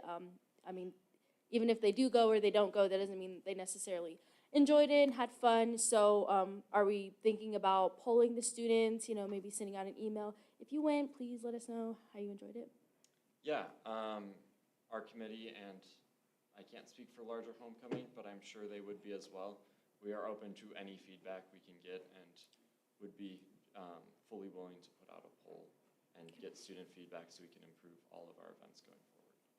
All right, thank you. Yeah, Nick and I are both event management majors, so like we're very familiar with like the event planning process and everything. So just like little things like that, like sending out like response forms or like feedback forms or paying attention to the little tiny details is something that we're trained to do. So yeah. Iono Dimhoff.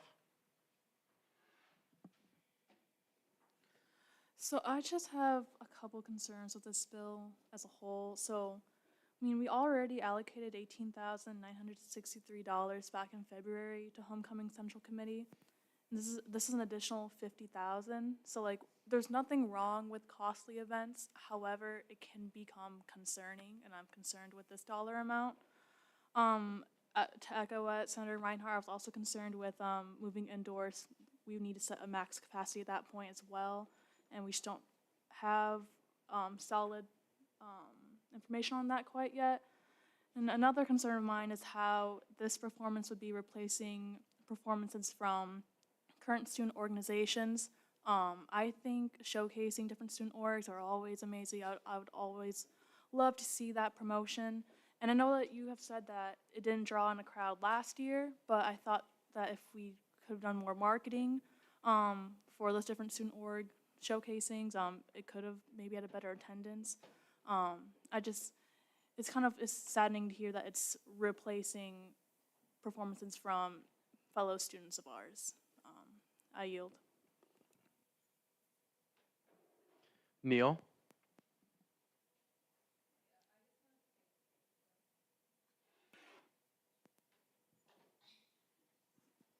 Okay. First, I just wanted to thank you guys for being here and speaking. I know we're throwing a lot of questions at you, so I really appreciate it. I did have a couple of general concerns about the bill that I just wanted to ask about. Like Senator Iono Demoff, I am concerned a little bit about the replacement of student organizations and involvement. You mentioned that there are other ways that you're getting them involved, and I was just curious if these are ways that student organizations were already involved in the past, or if we're coming up with some new ways to get these student organizations involved instead of being some main attraction.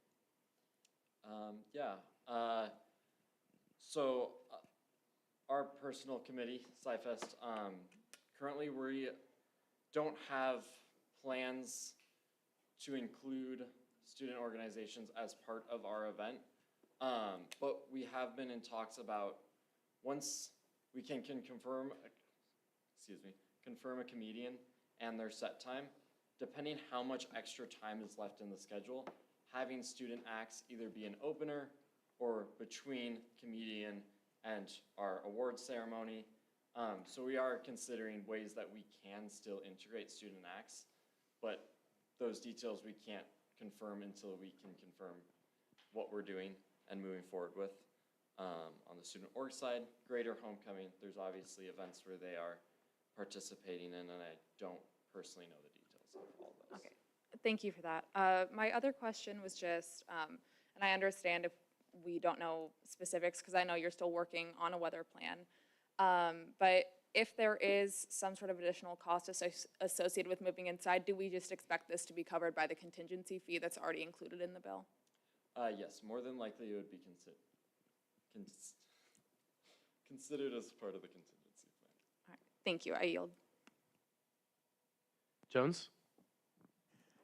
Hi, me and Grace were talking. We're both in Greek life here, and we've gone to homecoming all the time I've been here, especially this event at the end of homecoming. It's one of my favorite events, and I absolutely love it so much. I wanted to voice my support for this because it is such a great an idea to have a comedian come in and tie in the non-Greek community and the Greek community together. I think having this event will create cohesion between non-Greek and inclusion. Thank you. I was like, what's the word? Inclusion between the Greek life and the non-Greek life community, and having something different like comedian is really interesting and will draw people in. Kuzi? On all of those notes, again, thank you for all of your responses. Sorry for all of the questions. We just really want to be certain and show that we have faith in what you all do, and really we do appreciate what you do. General questions that I've kind of gathered from the last few questions that you all have received. There's interest from members that couldn't be here of involving as many student organizations and their members as possible. Currently, what steps do you have to include, as Senator Jones has said, non-Greek organizations? I'd rather say the whole student body. How can you best get the whole student body to the events from what you've already been allocated without producing an extra cost and increasing attendance? As you shared, it could be an issue or limited. So one thing that we're doing specifically for SciFest, I know homecoming, in general, we want to include everyone because it's homecoming. We're celebrating we're all going to the same university and everything. But one thing at SciFest is adding little things into it.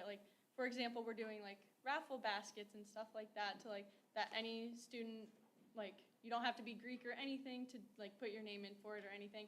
So just doing and more marketing again this year, and so just little things to push out to non-Greek students as well. So I don't know if you have anything you'd like to add to that. Yeah, I was actually just in discussions with our marketing team yesterday, and we're working with and partnering with all the different local businesses to bring in these different raffle items at no cost to both the student body and to the students, so they can just put their name in and win prizes from the event to try and attract people.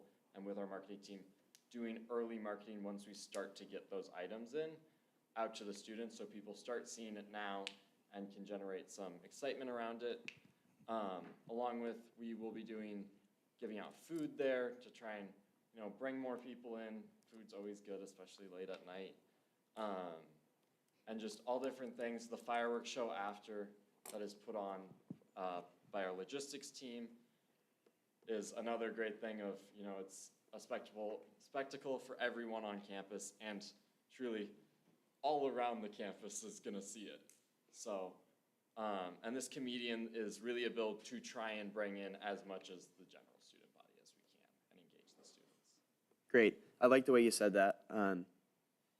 I think there's a lot of students that appreciate that difference between, everyone keeps saying non-Greek, so I'll use it, but I really don't like it. Connecting the community, right? Yeah. Homecoming, as you have both suggested, is an event for everyone.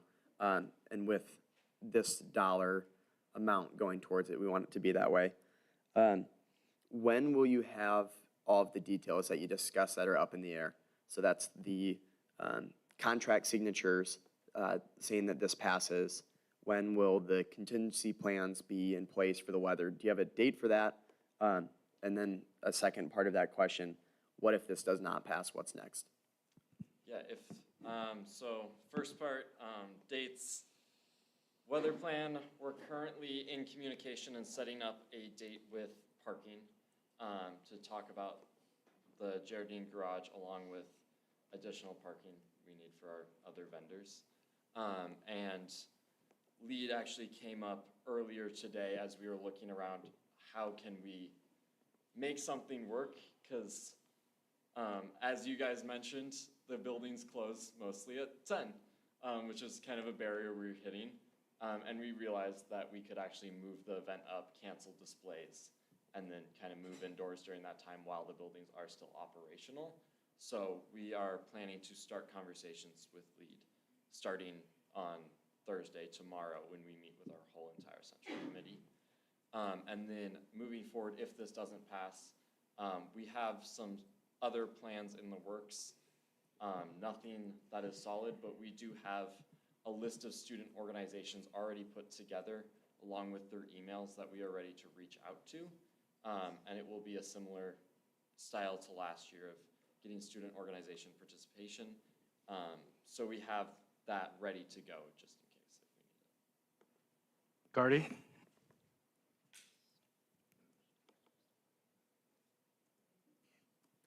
Okay, hi guys, I'm Senator Gardy. For those that don't know, I represent the CPC, which is basically, to put simply, the sorority community. And I recognize that this is a really scary number. It's a lot of money and that can be a serious topic. But I want to support this bill because I feel like one of my biggest aspirations for this position is to get rid of like the sort of divide between Greek life students and, sorry, like not like the non-Greek life students, because there shouldn't be the Greek life versus non-Greek life. Like, we're all a part of the student body. And I've been very active in homecoming week the past 2 years. This is my 3rd year. And it is genuinely one of the most fun weeks I've ever been a part of. It really like gets me feeling patriotic about Iowa State. And I just really think that it is already a very sorority and fraternity community driven week, but it is open to all students. And I think that's really important to stress. The sorority and fraternity community will be there. They've been there in the past.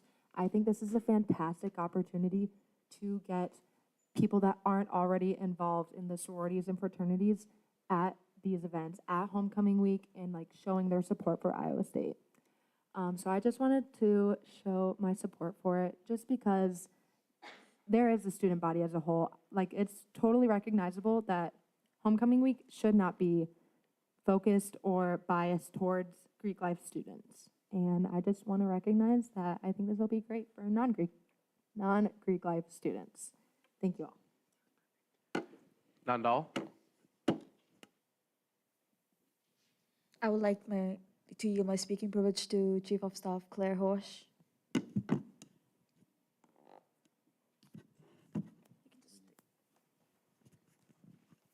Hi guys, so obviously I'm the Chief of Staff. I don't have any constituents. I don't represent any ISU students the way you guys do. But that's why I would like to just give you a reminder. And before I give you the reminder, I'd like to preface this by saying one of the things that I've heard from students every year since I've came to Iowa State is that they feel, people who are not in Greek life, they feel like homecoming is not about them. And they are obviously a larger majority of the student body than Greek life. And so this event, while costly, and while it's very important to be responsible trustees of student funds, this is a way that all students could get involved on homecoming. It's a way that all students could get excited about homecoming. A lot of people have concerns, rightfully so, about removing some of the student organization involvement in homecoming, but what our speakers here told us is that that hasn't attracted people in the past. This is an opportunity to attract the whole entire student body to homecoming festivities, which is something that the entire student body has voiced for a while that they are interested in. So I'm just, as someone who doesn't have constituents, would like to remind you guys to think of your constituents and what your constituents would want, and what they are interested in you, and how they are interested in you voting today. That's all. Miller?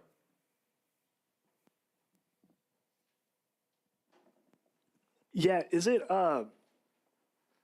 possible to move this and table it until next week as if we did not waive the first read?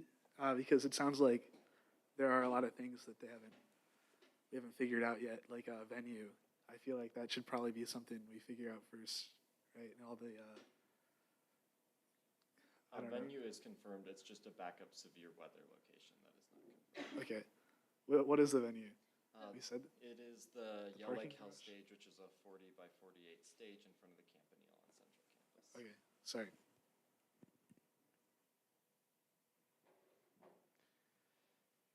Kusi? Or, okay, yeah, sorry about that. Marcus? All right.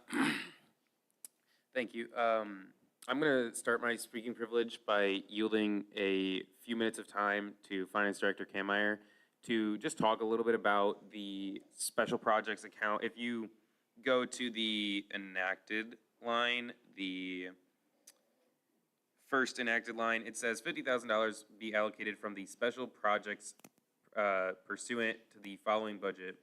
The special projects account is different than the Senate discretionary we usually take funding bills from, and I just kind of wanted to give a few minutes here to Finance Director Kmeyer to explain that in a little bit further depth to clear up some confusion. Yeah, thank you for the question. I will get to that, I promise. I just want to ask just two questions that are kind of related to the discussion we've been having. So this would happen at 10 p.m. on the Friday of homecoming week, correct? Correct. Okay. 10 p.m. on the 24th. Yeah. What comes before that?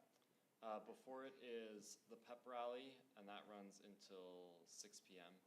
And then displays, which is when all the displays are up in Greekland for people to walk around. Okay. So essentially from 6 p.m. to 10 p.m., it's not like there's something like directly before this or anything like that? The pep rally will go from 6 to 8, and then Okay. there will be displays from 8 to 10. And then the goal of it is to have people start at the pep rally at the Alumni Center. And then the displays are kind of like on the way to Central Campus here. So the idea is that like the events are back to back to back, but they're all like coming up here together. So they'll start at the Alumni Center with the pep rally, and they'll end here on Central Campus at SciFest. Okay, so will the people from the pep rally then be at the displays essentially until 10? Correct. Okay. And then after the event would be fireworks, right? Correct. Okay. The fireworks sound awesome. So my concern would be the before the event though, because it sounds like this would give a lot of priority to individuals in the Greek community because they would be the ones going to that pep rally. And it seems like they would be the first ones there because a lot of, because as a non-Greek individual, I'm probably not going to go to the pep rally, but probably would want to go to the comedy show. So that's just my point on that. So anyway, so special projects. Special projects is meant for, well, special projects. It's our reserve account. And I think for initiatives like this, it makes a lot of sense to use this account. We have reserves for, we've had reserves for a while now, since COVID. And for initiatives such as this one, I think it's important to use up this account on experiences like this that students will remember, will talk about for years after, and will enjoy. I haven't seen this guy's Netflix comedy show, but based on the trailer that we watched in Chief Officers, this guy seems awesome, and I think that individuals would have a lot of fun. So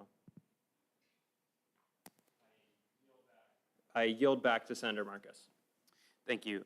Yeah, so I just wanted to have Finance Director Kmeyer speak on that because I hear a little bit of confusion about this $50,000 number because it is, $50,000 is a lot of money. It is a big number. It is a little intimidating. I just wanted to speak a little bit on another event that many of you may remember because it did come from the Special Projects account. The event hasn't happened yet, but for those of you that were here last year, those of you that follow the Instagram, you would have seen something about the Campus Concert Act. That was a very long conversation. A lot of work was put into that. That is something that came from Special Projects. Special Projects is built for events like this, and I just wanted him to talk about that a little bit. And then to just voice my own support for this, I'm not a Greek Life member. I haven't really ever considered joining Greek Life. I just don't think it's for me. I think it's a great experience, and I think I have a lot of friends in Greek Life, and they all love it. And I know that Greek Life does a lot of great things on campus. But as just a member of the student body, I agree that homecoming week feels like a Greek Life event. It feels a lot like Greek Week to a lot of us. And I think that something like a comedy show, something like this, is something that not only makes me want to attend, makes me want to tell all of my friends that aren't in Greek Life and tell as many people as I can, be like, oh, hey, did you hear there's a comedian coming? Because no matter which comedian it is, obviously, it's still going to be good. We trust their judgment. We trust that it is going to be a great show, a great turnout, and I think that this will attract a lot more non-Greek Life students or students not in Greek Life that they haven't seen before, haven't previously been able to get to come to this week. So with that, I urge you to vote yes on this bill. Olson?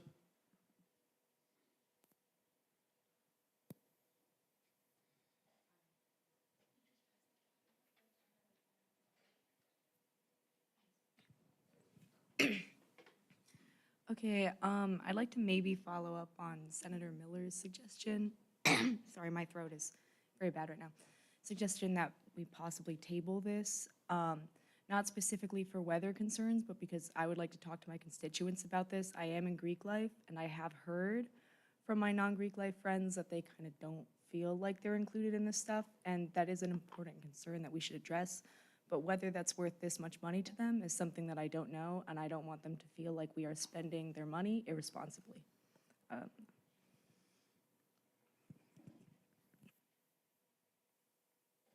Pursley? Okay, first I would like to motion to remove Senator Juwan from the roll. There's been a motion to remove Juwan from the roll. Is there a second? Are there any objections? Okay, and then secondly, I have a couple questions. So my freshman year, I'm a senior, I was at the homecoming event, and due to colder, rainy weather, the event was held in a very large tent. Is that like a possibility? Like, would there be a tent large enough for that amount of people? What are your thoughts on that as a backup? So there is the food on campus tent, which is used throughout the week for food on campus, handing out food. I don't know the exact dimensions of that tent, but I can say that the crowd size would be extremely limited if we did go with that option. It would be less than the Geraldine parking garage, and it would also be less than LEED. Okay, shows how much I know about event planning. But my next question, or this is more of a point of information. I know there's been a lot of talk about homecoming being more centered on Greek individuals than the student body as a whole. But I think that Salk and Homecoming Central in general have done a really good job of making this event for everyone. I just don't think that all students utilize homecoming to its full extent. The pep rally, you guys probably have more information on it, but doesn't the pep rally bring student organizations to the Alumni Center to showcase their student organization? Yeah, and for all students to see those student organizations? That would be during kickoff that occurs. That's during kickoff? Yes, but there are, I believe, I can't confirm this, student organizations that also participate as part of pep rally. Also, many departments of the athletic department participate during. So there's kickoff, there's the pep rally, there's food on campus, which is available for all students to purchase, not just students in Greek life. All students are able to participate in Yell Like Hell. I don't know if all students know that, but they are able to create their own team in Yell Like Hell and participate. So I think there are a lot of events, and I think almost all of the events in homecoming are actually for every student. Every student just chooses not to participate, and that is not Homecoming Central's doing.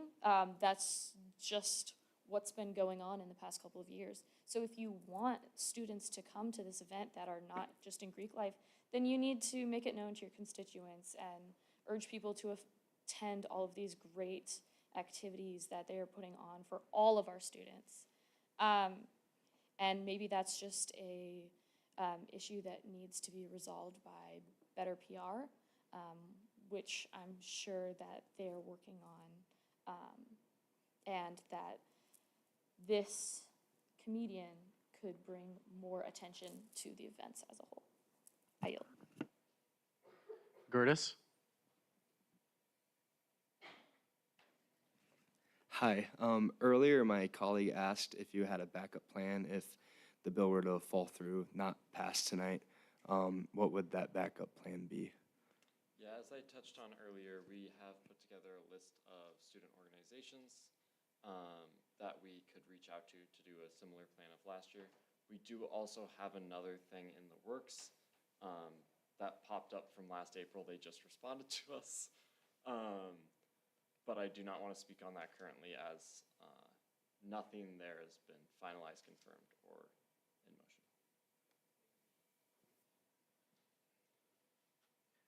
Brennan? I just want to fully agree with Josie on this. Last year, I was a freshman. I did not have a good view on Greek life at all, and I thought that homecoming was, for lack of, I guess, better term, kind of dumb. I didn't really see a purpose in it. And it also, I just feel like I didn't really know much about it. And I think that having this comedian here, I think would really help bring students in. I know that, and I've been thinking about this bill the whole week. That's why I'm kind of like, this is such like a hard conversation because there's a lot of opinions. But I think that bringing this comedian in would, if I was a freshman and I came in still having those opinions, if we had this comedian, I'd be like, wow, I really would want to go to this and I would have fun. So.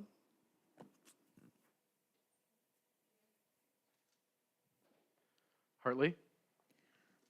I would just have to agree with Adelaide on this personally. I support this bill but I understand where she's coming from. Like, I feel like I was in a similar situation this last year and I'm much more aware of homecoming this year.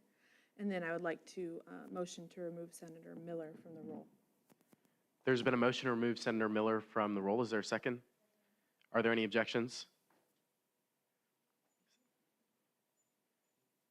We have, just for your awareness, we have just about 10 minutes of debate left. Senator Jones. Hi guys, you're probably gonna get sick of me talking.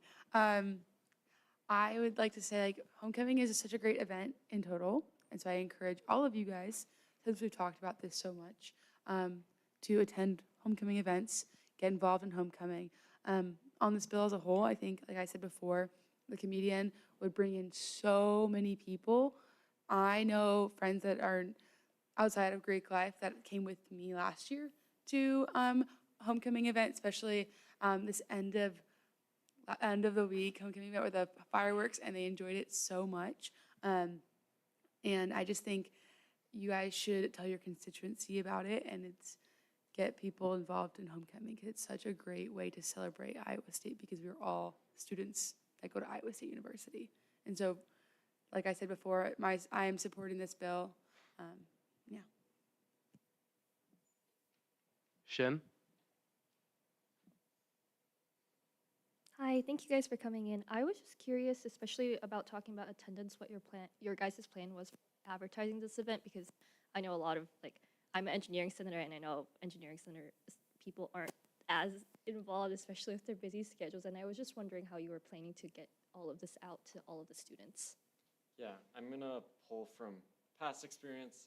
I worked with After Dark for some time, my freshman year, and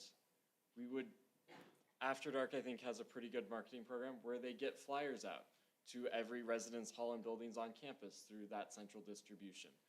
We would look at doing a similar process to get flyers out into all the different buildings. Not only that, but we run currently 2 pop-ups a week leading up until homecoming. We re-table in very different spots of campus to try and engage different parts of our campus community. And part of it would be marketing at those with flyers. Other events do this, and we do it for overall homecoming as well. Along with our social media presence, getting it out on that as well. We'd also, be open to any marketing recommendations with student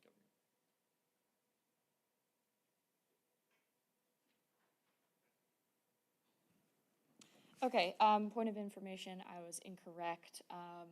Our time of debate is only 45 minutes according to the bylaws, so we are 5 minutes over. So we're going to be done with the debate and move on. Awesome. Closing comments with Speaker Pursley. I motion to make this a roll call vote. Oh, it already is. What? Motion to amend. Oh, what's your motion? My motion to amend is on behalf of Senator Zahn, who couldn't be here. So I will be amending near line 43, if you're following along here, with the addition of a whereas statement reading, Homecoming Central Committee shall make an effort to invite as many student organizations and their members to participate in the event. The explanation behind this is that we would like to see a special welcome to student organizations of all areas, whether that's students in diverse backgrounds, whether that's students young, old, new. We'd like to see all students as much as possible at this event, as we've long discussed tonight. So again, motion to amend the bill to include that whereas comment that you see on your screen. Second. Are there any objections? All right, back to closing comments with Speaker Pursley.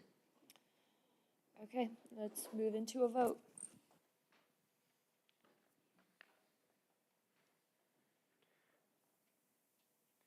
Iona Dimhoff? Gertis? Reinhardt? Grafe? Jones? O'Connor? Shin? Utica?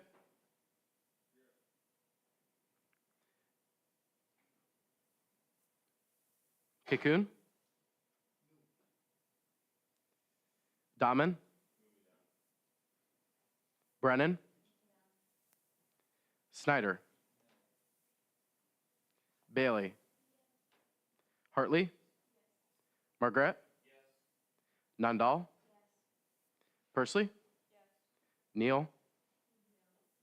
Kusi? Gardy? Marcus? Olson?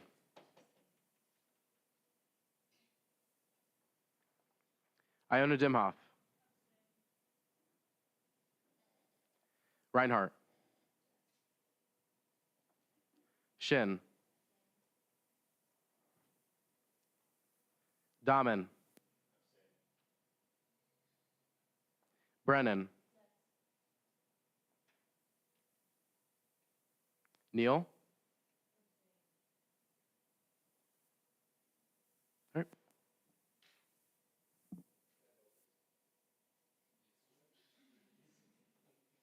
I did. Kuzi? Not missing anybody else, am I? Okay.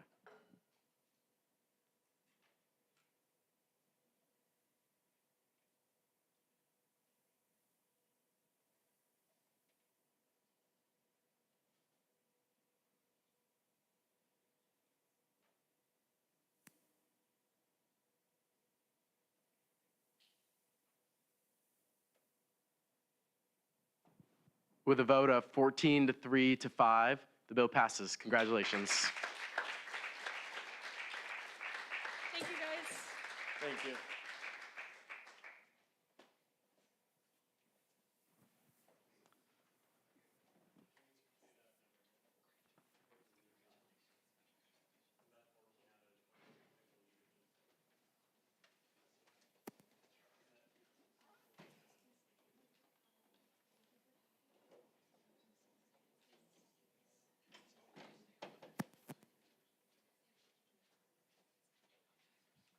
All right.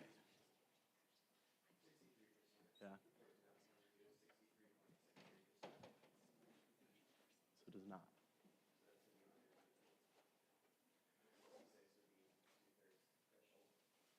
Correction, it does not pass. So.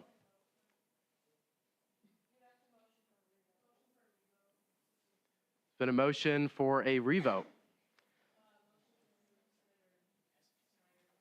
There's been a motion to remove Senator Snyder from the roll. Is there a second?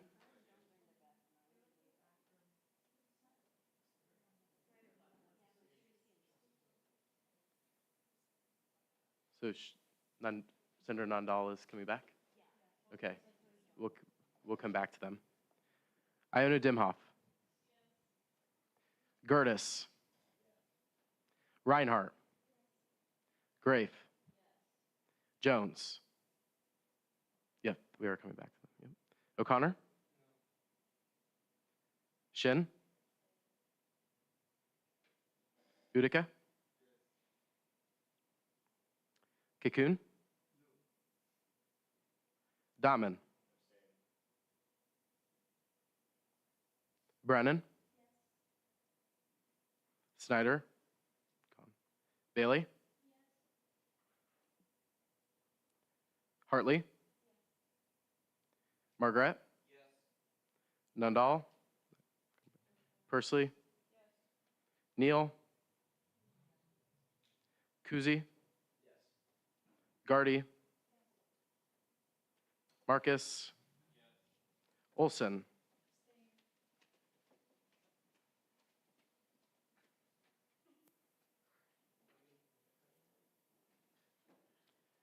Jones?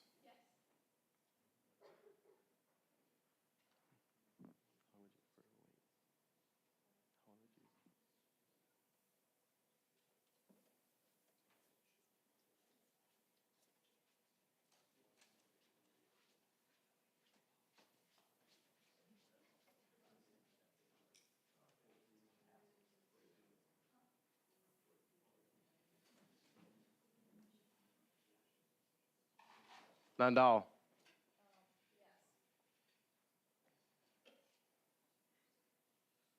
Neal? Yes?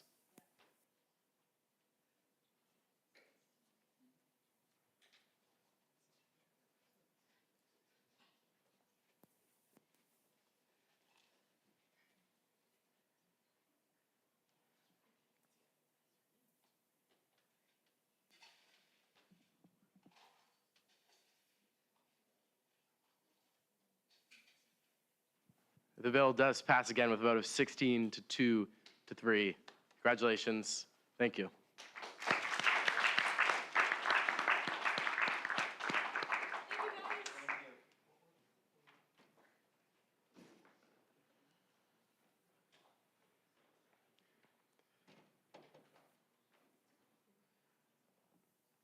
Awesome.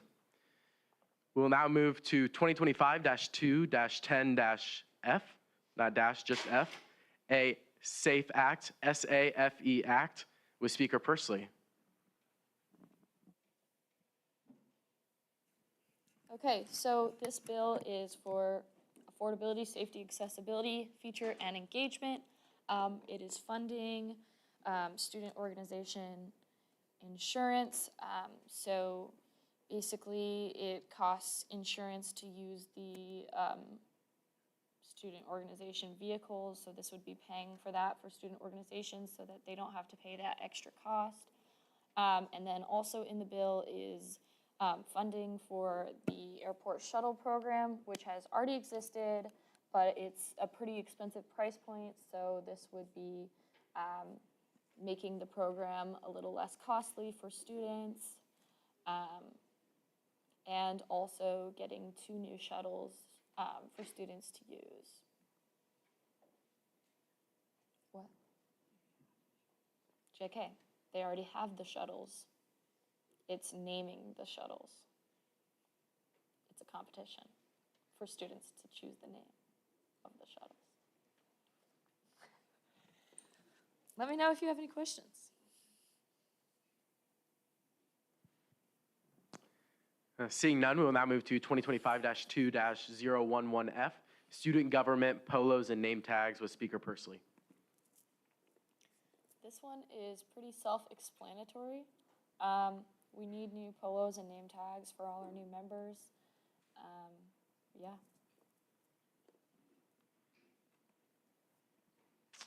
Seeing none, we'll now move to 2025-2-012F, Regular Allocation Shortfall with Speaker Pursley. Okay. As this has to do with allocations, if you have questions regarding this bill, please talk to Director Kammeyer, as he's going to be able to answer these questions much better than me.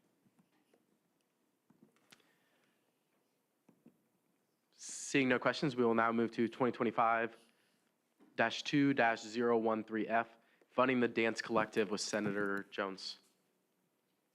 Hi guys, it's me again. We are going to be seeing the Dance Collective in Finance Committee next week. So if you have any questions, direct your questions to me, and I can answer yes or no questions now. Seeing none, we'll now move to 2025-2-10F, 014F, Food for Puerto Rican Nights with Senator Marcus. Yeah, this is also a bill on first read. We will see it in Finance Committee on this next Tuesday. And I would love to answer any questions you might have. Seeing none, we will now move to 2025-2-015F, Jack Trice Remembrance Day event funding with Senator Gertis. This is a finance bill on first read, Jack Trice Remembrance Day event funding. So if you have any yes or no questions, please direct them to Director Kammeyer. All right. Seeing as we have ended everything on our agenda this evening, I would like to say I'm looking forward to seeing all of you next week. You voted on some very important things that will mean a lot to many students. So thank you for the late meeting. Thank you for your attention, and we will see you next Wednesday. What's that? Oh, and Saturday as well for the student government retreat. We will see you then. Yes. Are there any other general closing comments? Quick. Yes, go ahead. I want to yield to Finance Director Kammeyer for a closing announcement. Yeah. It's a cyclone state.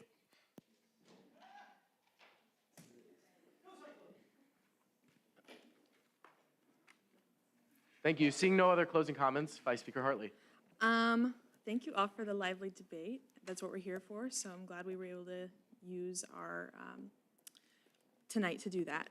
If you have not yet and you would like to, you can establish your office hour with me and Alex Palin for that Cardinal credit. If you have any questions on that or Cardinal credits in general or really anything else, feel free to reach out. And please remember to write your office hours down. I would like you all to be counted for those.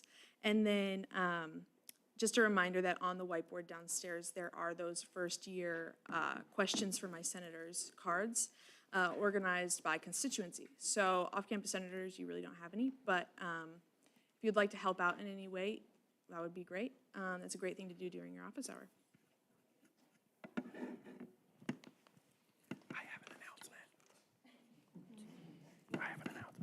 I do want to put something out there for all of you. If you haven't been down to the West Student Office space yet, one, y'all's new office furniture in the Senate office looks amazing. So kudos to everybody. But two is, if you haven't been down there in the last week and a half, do that because we have actually replaced all the furniture within the lobby space down there to be updated as well. And that actually was done on behalf of Dr. Younger's office. So Dr. Younger has wanted to invest within the student government and student organization side. So please check it out. Let us know your feedback for the furniture because these are the types that we're looking to put in other spaces around campus too. So more feedback we can get from students, the better. Okay, great job tonight, everyone. I want to thank you all for everything you put into Senate and our debates and really looking out for your constituents. I think it's really important. Remember to look over the bylaws or the baby bylaws if you haven't yet. I think it's really important that you know what our organization is structured on, as well as the Constitution. And then if you have completed something that's viable for a Cardinal credit, please be filling out that Google form so that I can cross you off the list. And just make sure that we're doing all of our duties and looking out for each other. Motion to adjourn. Go Cyclones. Is there a second? Any objections? Have a great evening.